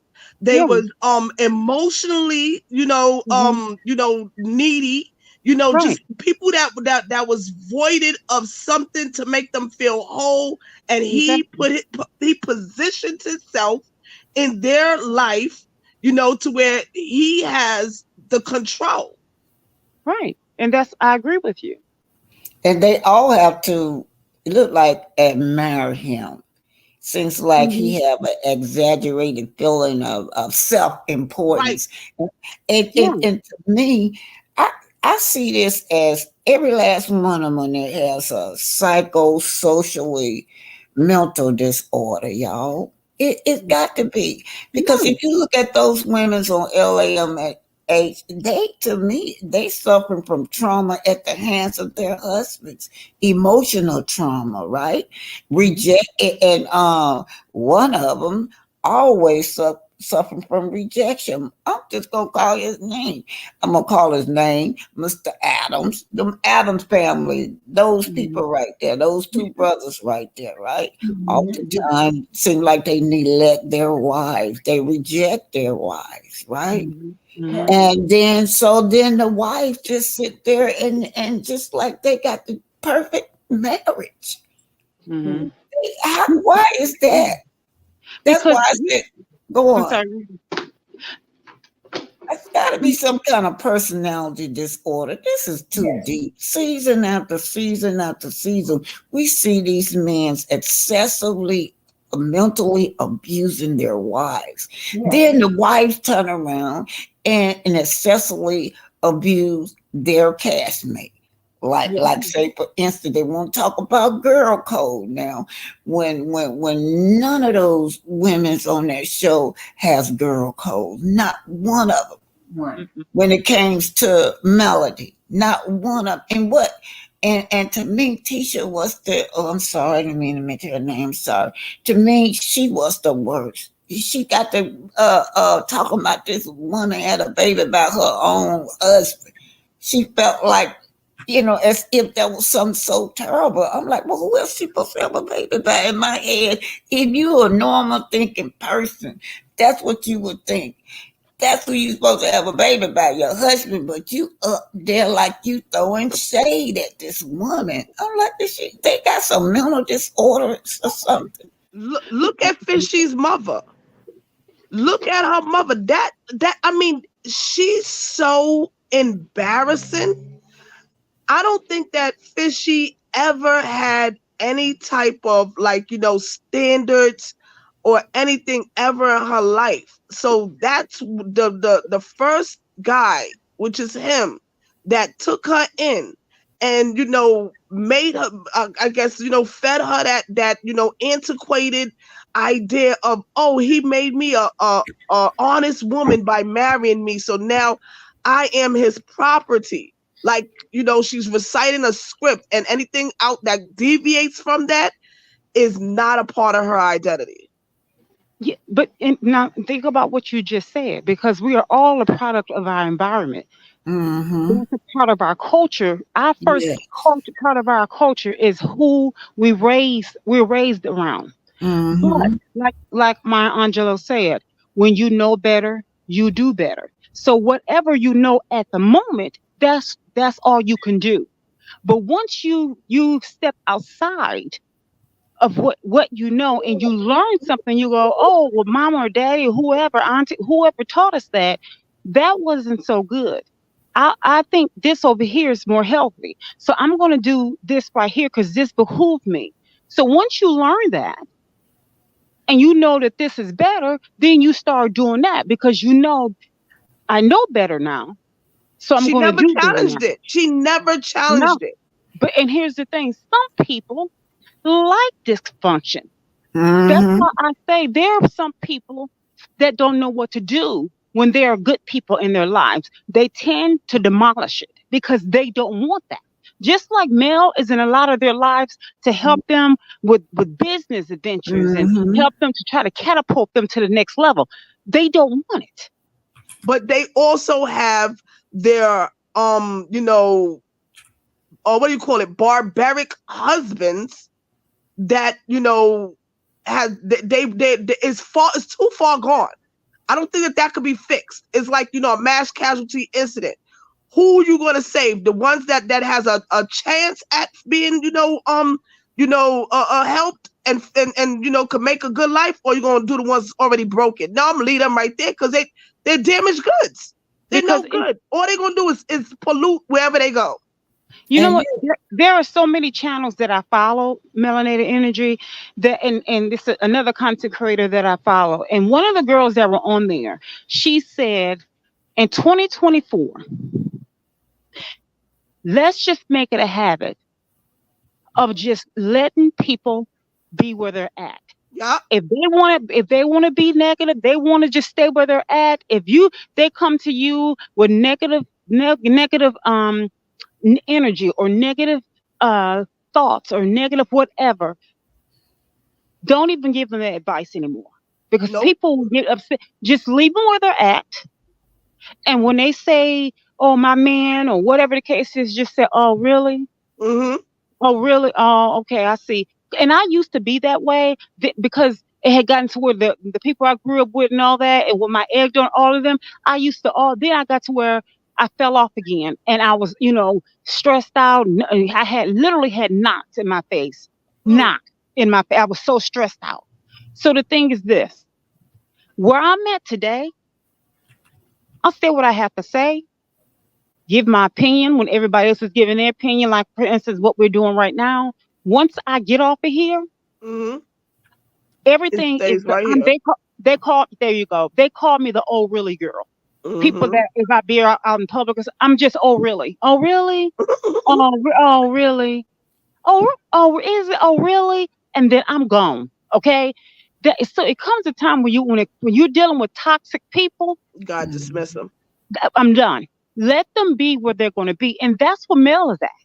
She's the oh really girl, because the thing is, people, like the old saying, you can lead a horse to water, but you can't make him drink. And someone said you can lead a fool to water, but you can't make them think. And if someone said that, and I said, "That's it. I'm going to leave. I'm going to live my life that way." And then too, you know that analogy that people give, or that example people give when they said, when it comes to what those idiots on the show, when it comes to their wives. If I said to you, melanated energy, if I were a guy and I walked up to you because you're healthy, I can tell that you on your stuff. I can tell that you think you're a thinker, you're smart, you on your stuff. Now, if I came to you, if I were a guy and I said to you, yeah, melanated energy, can we? I'm just wondering if I can still, get to know you. You on your grind. You on this. You got your stuff together, and even though you got your stuff together, I just want to let you know, I'm going play mind games on you. I'm a cheat on you. I'm gonna beat you for breakfast, lunch, and dinner, and sometimes snacks. I'm going, and I told you all these negative things that I'm going to do, and then I say, so can I get with you? What would you say to me? I'd be surprised if I was still standing there. How about that? And that's a healthy person. But now, when it comes to, I'm sorry. I just want to piggyback on that. Yeah. Sometimes, you know what you said is, if you said it out loud like that, you're able to visualize that. But a lot of us have these red flags that when they come into our life, we see this red flag. We see, I done met this man. He's sitting up there yelling at his mama, talking low down to his mama. I'm just giving some examples of red flags. But I still end up dating him, right? He don't have to tell me that this is how he is. I'm seeing it with my own eyes. But what I do is I ignore all those warning signals, all those red flags about to come my way. And so a lot of people do that too. But I just want to piggyback again on this. Something you said, Sun Kiss. I was just gonna say that I can't remember what it was you said, but it got me in the mind of that meeting that they had. That last meeting in my mind when Melody walks in there, right? Melody walks in there and she's so busy. They just had that first expo. Y'all remember that? Yeah. And that expo was messed up. Regardless what you could hear him fussing behind the stage. Old hotel with people behind the corner too scared to come out to speak, and then the people in the audience asking them questions and they didn't know the meaning of the questions that they were asking, but yet they were up there to teach. So then when the lady with the only person in the room with the professional experience try to give them some advice, what did Latifah say? No, I don't need her advice. She didn't say it like that, but she wouldn't take the advice. No, not. She didn't take it from nobody. Not Belle. She didn't take it from, she did not take it from what's her name? Nell or Melanie, neither one. And she needs advice because she doesn't know anything. But what I want to bring up is the fact that, first let me recognize this super sticker before I make my statement. Thank you, Stephanie. Stephanie, for my 1999 super sticker. Thank you so much. I do appreciate that. Let me just go ahead and.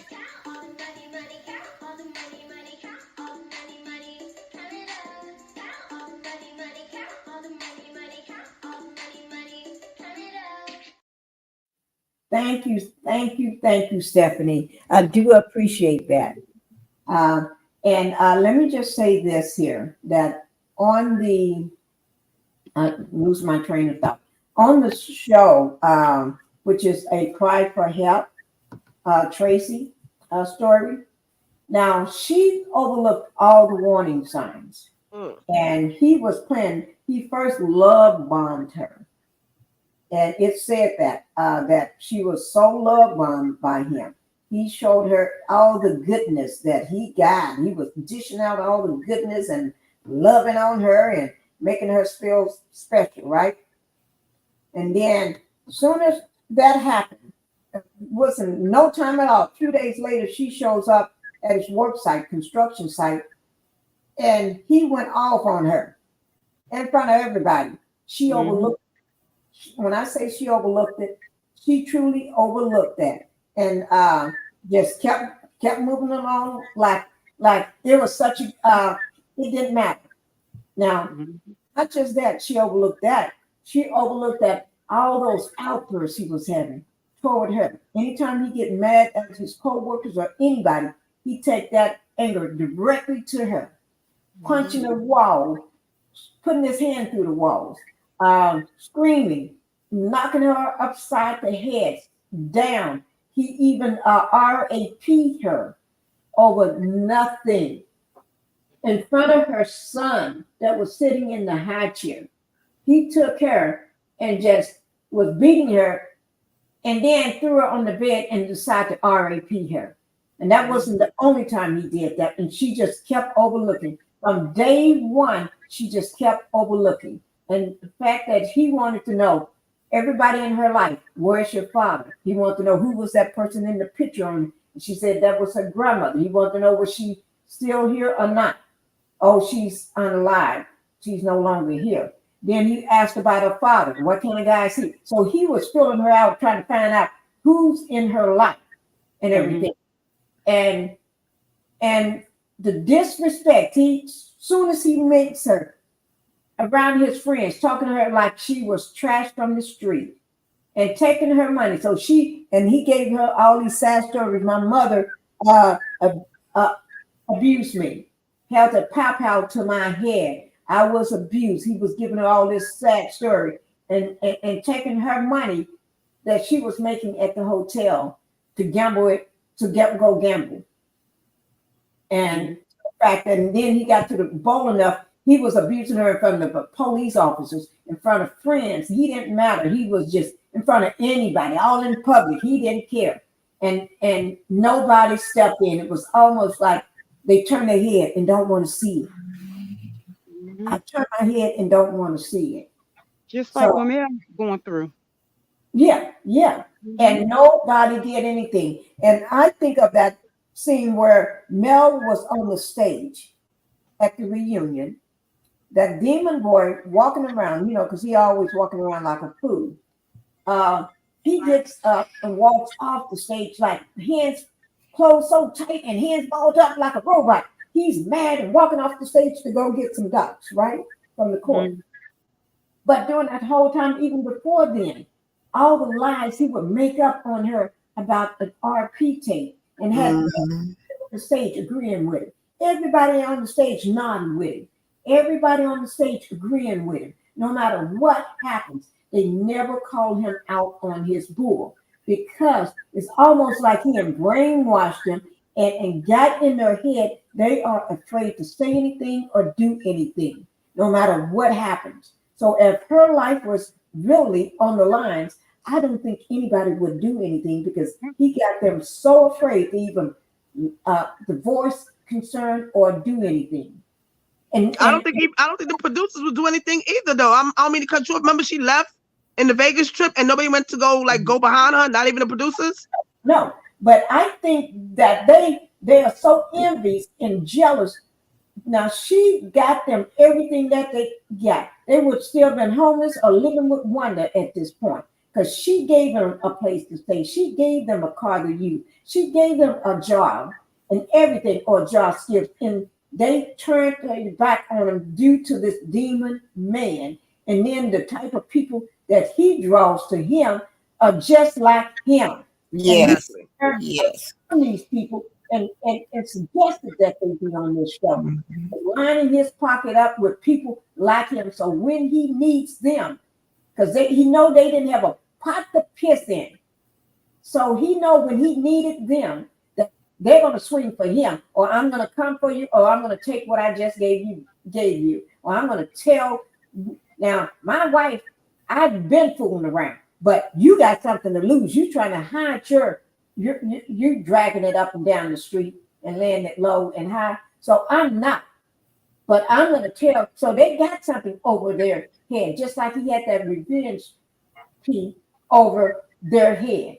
They knew about it, and they're still afraid that he may tell. I told y'all to show y'all a long time ago. So they're afraid of that. They're afraid of other stuff.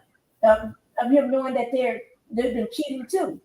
And he can say win dates and everything, and got the gator mouth Coleslaw can back him up with it because she already. Well, so he a demon like that, and a narcissist.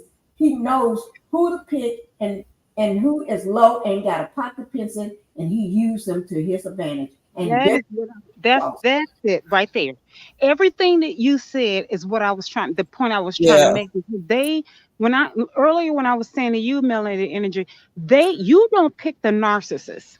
The narcissist pick you. Yeah, that's what I said. Yeah, and so when I was asking you that question, if I were a man and I asked you that question, I mean, if I told you all the things I would do to you the first day, you will be out of there, as you said before, and which makes sense because you're healthy. When it comes to the people that they choose, their victims that they choose, that victim is either bent or broken. And when I mean that is because it's like, for instance, if you put a frog in water, as they always say, use an example, you put a frog in water and you put it on the stove, the frog is going to sit there.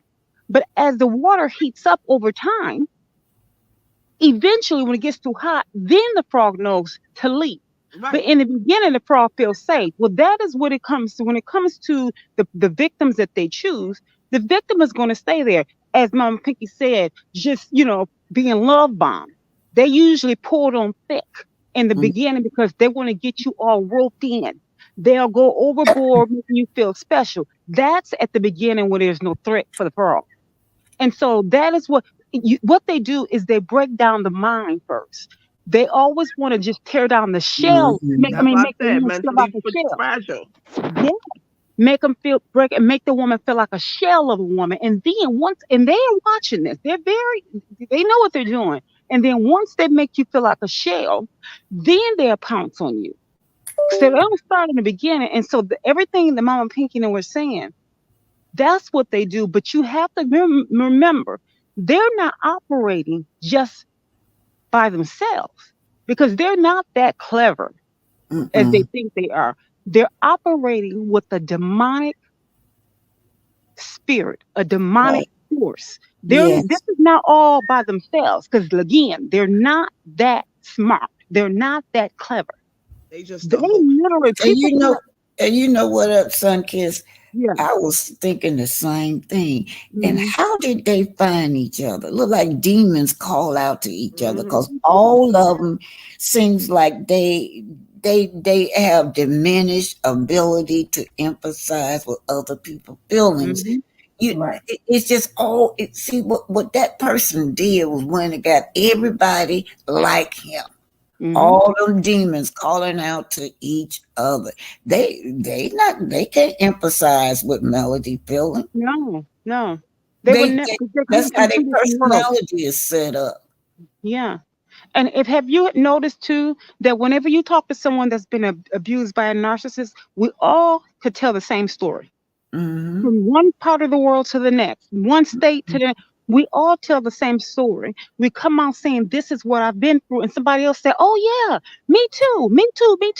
Now we may tell a different story in some sense. Because it's just like saying, oh, I got bit by a dog too. I got bit by. Then you say, well, what breed? And so, oh, mine was a pit bull. Oh, really? Well, mine was a Bichon Frise, and mine was a Shih Tzu. But at the end of the day, we all got bit by a dog. That is the only difference, because we all can tell the same story as to how it went down. Because the nucleus of this person, of these people, is coming from the same source, which is Satan, the devil. It's a demonic spirit. We all can tell the same story. I think that they were all children of neglectful parents. Yeah, or either parents that put them on a pedestal and made them. It's either or, which is child abuse, if you ask me. But yeah. You know what I noticed about all of them too? They have an unrealistic sense of superiority. Every last one of them on there. They think they so superior, but yet they dumb. I got all these degrees. I got all these degrees. Yet when you write something you can't spell, yet you can't handle a business. You can't even handle a business. You can't even manage your bank book. But you got all these degrees. You got all this high, unrealistic sense of superiority. I'm a builder. I build commercial motels and stuff like that. Unrealistic sense of superiority. And then the demon man, he got an unrealistic sense of superiority. He go from platform to platform. I'm the breadwinner of the family. I'm the breadwinner of the family. Yet he can't even hardly scrape up a nickel on his own. He can't speak, spell, or read either. Yeah, read. You're right. He definitely can't read. Yeah, that's another one can't read. All of them on there act like they can't read and can't write and can't spell. Every last one of them, except for Melody. I'm just talking about the course 6 now. Right. Of course 6. Now the new ones coming in there, I don't know them. They have no work, no business sense at all. None. No creativity neither, because every season after season they haven't created anything. So what do? They pray like vampires. They prey off of melody. Whatever melody got on is what they prey on, because they cannot create for themselves. Look at this bogus lie that this girl got going on now. Some millimeter came to my house. And that's what she want to spread all over. And who do that parallel to? That parallel to her just making up stories every season. I guess this gonna be her story this season. This made up story that a millimeter came to her house. How do you know it was a millimeter? What? That is good. She said a millimeter came to her house. The thief. Yeah. And so that's what's going around now. You got other bloggers saying, yeah, y'all shouldn't be going to her house like that. It's wrong. Knowing that girl is a liar. They have been, they've been making up storylines, just make up junk. They can't create on their own. It's so kindergarten. Like it's not even creative. It has no depth to it. It's just so simple. How you got 3 masters, can't speak, spell, or read, or have like a good idea? Nothing. Everything from her is like so basic ABC. Yes, I agree. And you a woman, don't even know how to go out and buy furniture for your house. Your old man got to tell you go to Rent-A-Center. You just took me out. I'm sorry. I'm in the store. Okay, hold on. As a woman, that just to me as a woman, that's just what we do. We want to see our house looking like this, like that couch sit over there, and the picture on the wall over there, and the flowers go right there. But this girl, you're a millionaire. You ain't got no furniture. The house is dirty. She don't even have nobody to clean the house. No, she's remedial. Dirty. But she don't have a window. Who y'all talking about? Fishy. Fishy. Master's degree woman. The 3 masters. The one on the show with all the master degrees. And you never seen one of them on the wall. She ain't hang them nowhere. The one that got the mama that love to cook. The one that try to cook. The keeper. Thank you. I don't think she her mic must be off or something. But anyway, there's no creativity there. Now this season right here, I've not watched anything, but I have seen little clips here and there. And one. Now they storyline this season is still melody. They sitting on that. They sitting on the couch talking about melody and that's just the story. When are y'all gonna create? When are we gonna see y'all build something? When y'all gonna build some? That's what I want to know. From the They're not scratch. creative. They're not creative. They lack in so many areas. And here's the thing: they are so afraid. When I say this, please go very deep. They are so afraid. That's why they have to lean on so many people. This is why they need people in their lives because they don't know themselves. I said this to Mama Pinkie yesterday that are um they are identity thieves Yes. because they need people around them because they are not creative. They don't know how to do it. So when you have someone that walk into the room that is the opposite of them, they go after that person to try to mess with their minds or their hearts, their emotions, or anything like that.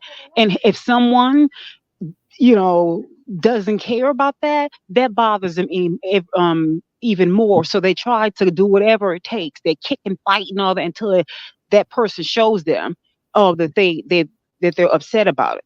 But see, like Mel doesn't show them that because she really doesn't care, But Right. I'm telling you from experience because I'm always like that because I don't care. And that's what makes them even more upset because that energy that they look for to get that narcissistic supply, she doesn't give it to them. So that's like a narcissistic injury.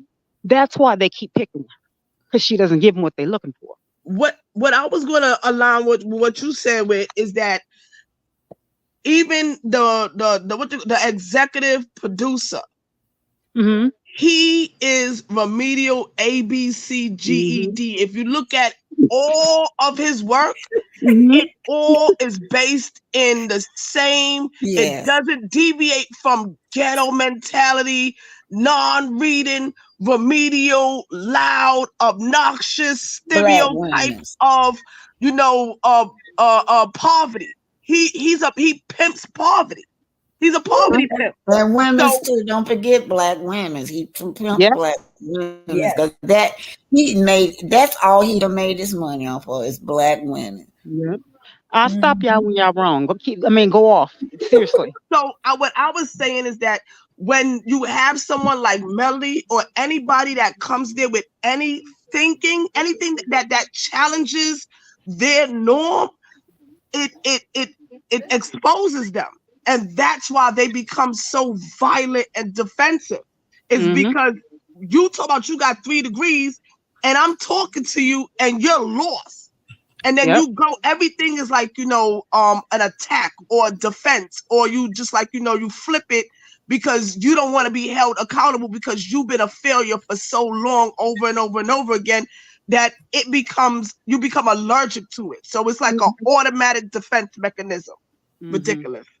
We saw that in that meeting. Do y'all remember when Mel says, if anybody got a sponsor, and they went quiet because that sponsor? What you mean sponsor? Right. Yeah, they went quiet. They in their brains, they could never imagine that. But what they did was pick it off of her mind. Once she said it, she pretended like she didn't need her advice, but once she said it, they went out and tried to start soliciting the community to be they sponsor, They probably was Googling it. Yeah. Right. But remember they brought up what's that? Was it Amazon or something? Yeah. And found out they didn't know how to do it. First they said they brought up 3 things. They're sponsoring it. They're doing something. Yeah. They kept saying, trying to change it around to make it seem, and we kept digging, and then it kept changing the flyer, the little pamphlet flyer, or whatever you want to call it, changing it. And then they didn't know how to dress. Teacher had to redress. They had to they did take Amazon off, put it back on this way. They're promoting it. They're sponsoring it. They're doing this. They didn't know how to make a flyer. Don't forget, they ain't know how to make a flyer. Yeah, right. They didn't do, and I think somebody else. I'm not going to call her name because I don't want her name on my show. platform, but y'all know who I'm talking about. The messiest woman on Married to Medicine. She had to help him. She had to help him to do anything, and they so sad. But I got this video since y'all brought up Melanie. When she came into the meeting, let me just show you all this. When this is the video, you know how when she come into those meetings and they don't know what to do or what they're doing or anything, you know, I always got a video for you for the scene. So I'm gonna play it right quick because Mel she knows what she's doing. That's all I got to say. So just listen to it. He's gonna fly out. You know, so I'm calm. We did have a conversation yesterday. I don't know what I just walked into because the energy, it became, oh yeah, Mel, we're glad you're here. Rah, rah, rah. I was coming in on my zen, on my piece, gonna fly out. You know, so I'm calm. We did have a conversation yesterday. Okay. I don't know what. One, I just want to just give me 1 second, guys, because Mel was coming in on her Zen, but let me just show you. Because when y'all talking, it's just me. I'm always prepared. This meeting because wait now. Here it is. I'm gonna Melanie is telling them, because they question Melanie. What did you remind him of? I had to remind him because he was hell bent on, I have a platform, so businesses that I'm creating are doing after this platform. He doesn't value that because I have a platform. So I had to remind him that whenever I met them in 2014, did you see how I lived? Did you see how I traveled when I wanted to, how I want to, and how I moved in life? You knew that we were sole entrepreneurs and that's we just worked for ourselves and had been 5 years prior to ever meeting you, right? And he said, yeah. And I said, yeah, that's because of business acumen and business intelligence. And so once that happened, then it was he had to acknowledge that. Yeah, and he did. So we're good. Look at her expression, y'all. She don't like it. Which one? What did you remind She him? don't like it. Which one? Black Titanic. You know. She do not like. She do not like her taking charge. She wants to be known as the power woman in the meeting, but she ain't got nothing up there but in them brains. And then did you see the demon boy too? The way he was looking? Yeah. He just looking. That's that narcissist looking. Now I used to be sitting beside her, and people thought I was like that too. Look at it.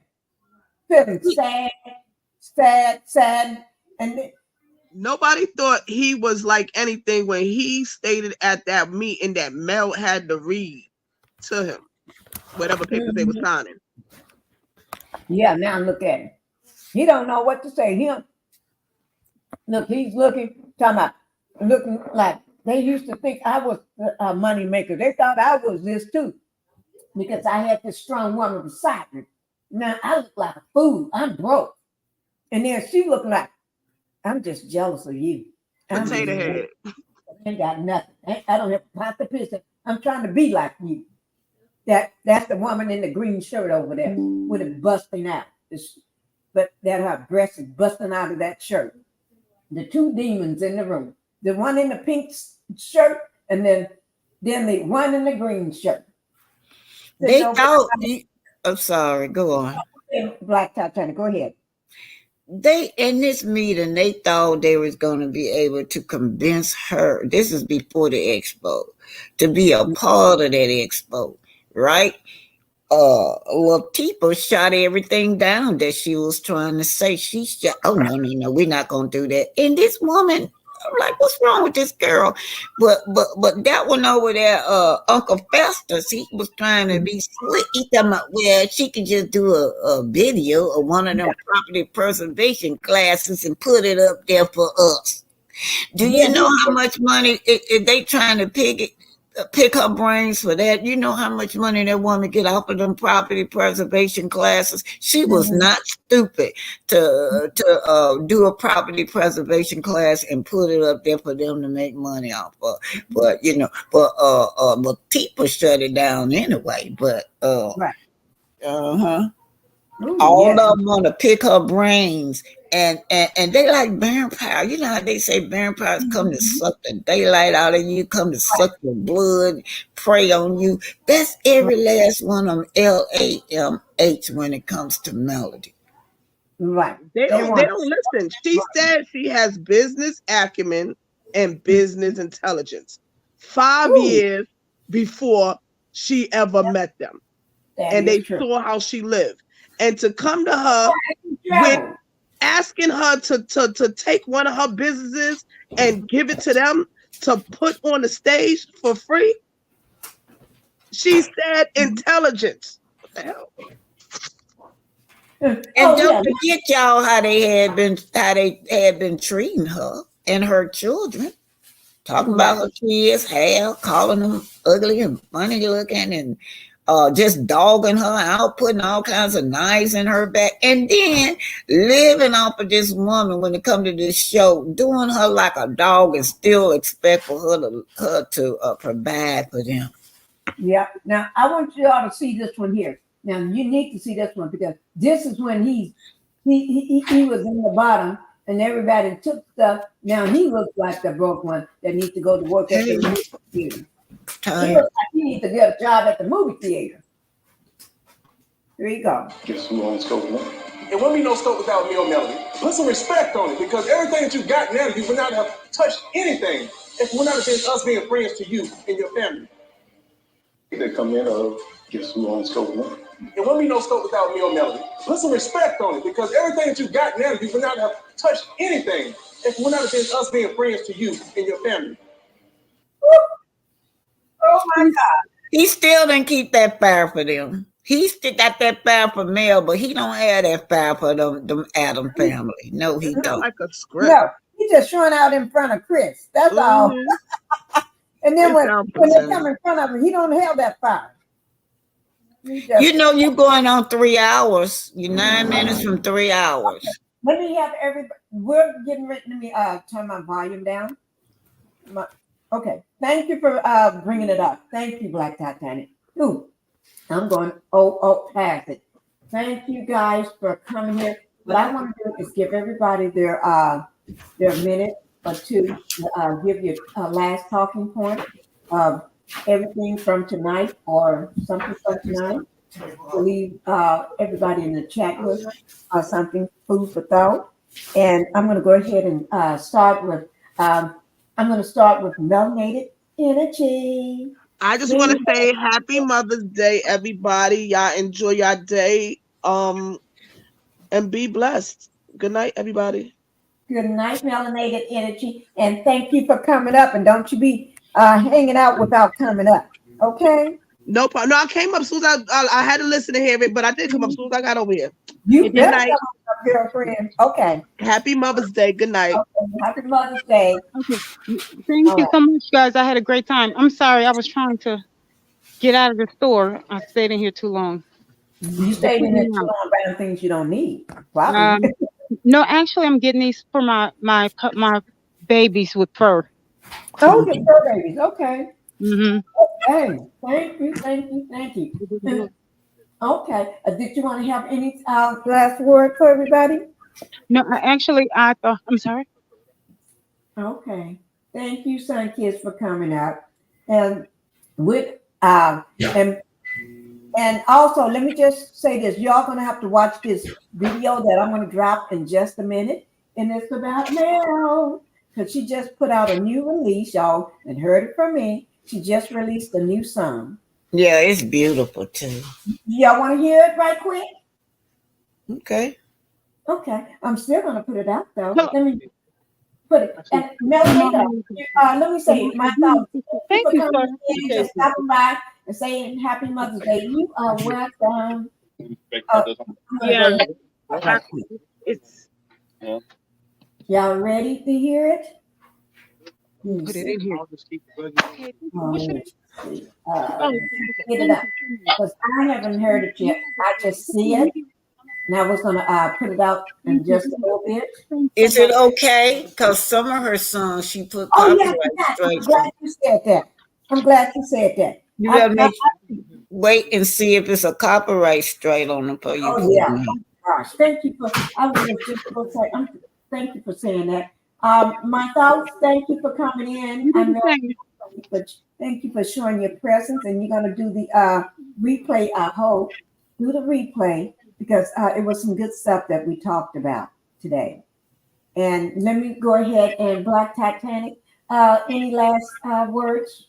Well, I just want to say hashtag freedom of speech. We have the right. It's under the Constitution. Is that the First Amendment? What amendment is that, y'all? I think it's the First freedom of speech. Let me freedom just of check. speech. Yeah. So right now. hashtag freedom of speech. Seems like this cast want to be able to control the narrative, want us to shut up, doing all kinds of things to keep us quiet. But what I say, hashtag freedom of speech. That's all I got to say. Oh yeah, you guys go on. Okay, let me see. I'm looking. I got it pulled up. It is not there right now. Let me just hashtag freedom of speech. What amendment? No. Why don't it just give it to me?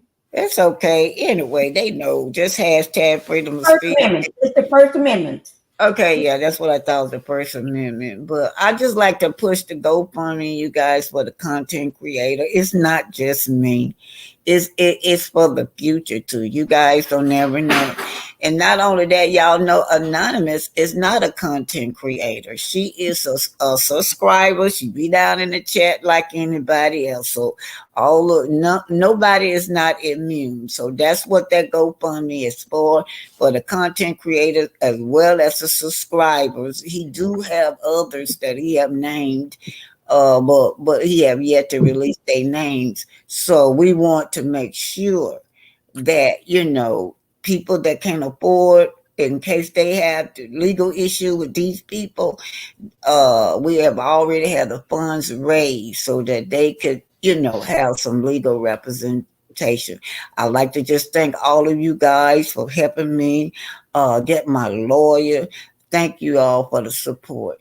And y'all know what this show what a group of powerful women can do when they unite together, Black women. And they don't like that about the millimeters, because the millimeters always unite with each other and we always got each other back. Thank you. Anyway, hashtag freedom of speech. And I sure did enjoy this panel tonight. Thank you, Sunkiss.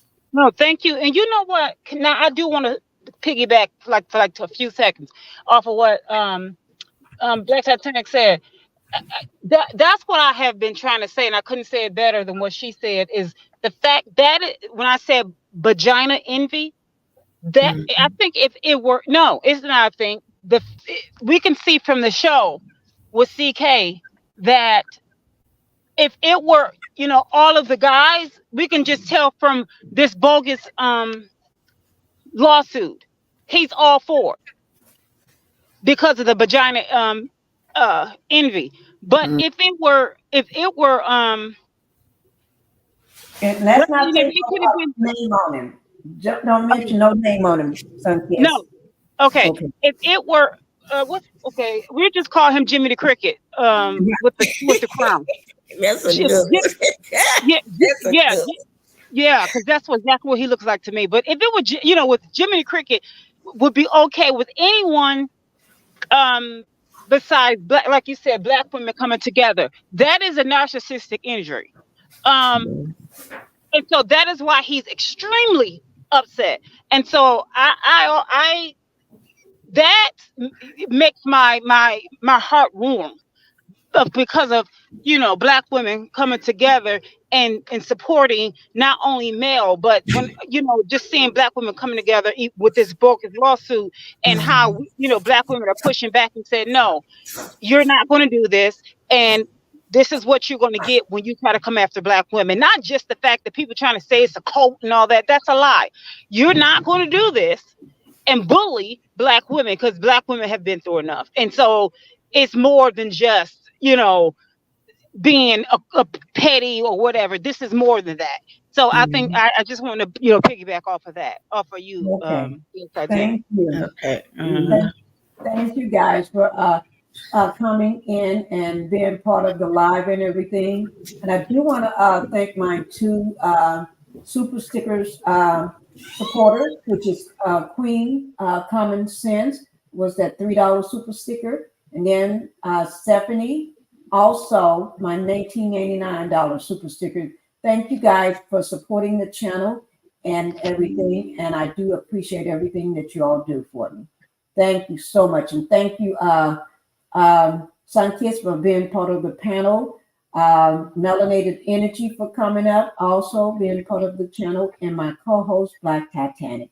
Thank you guys for being here, and I hope you all have a good night's sleep. And we're getting ready to kick it off and enjoy ourselves. Yes, we are. That's what we're about to do. Yeah, I'm tired of shit, and the coffee ain't hit. Yeah, damn, ain't that great. I don't want to go to work because my boss is a jerk and I'm not even that paid. I need a change in my life because I don't feel alive and there's nothing that makes me happy. Hold my beer for. Thank you. I just had to play that, guys. And you all have a good evening, and I'll see you all tomorrow on Sunday. I'll see you all on Sunday, and happy Mother's Day to everybody, all that do not make it on Sunday to my live. But if you do, I will see you on Mother's Day. But if you don't, have a happy Mother's Day, and enjoy your family, your kids, your grandkids, your fur babies, your dogs, your cats, because I'm going to enjoy them all. Thank you guys. Love you. And you all have a good night. Bye-bye.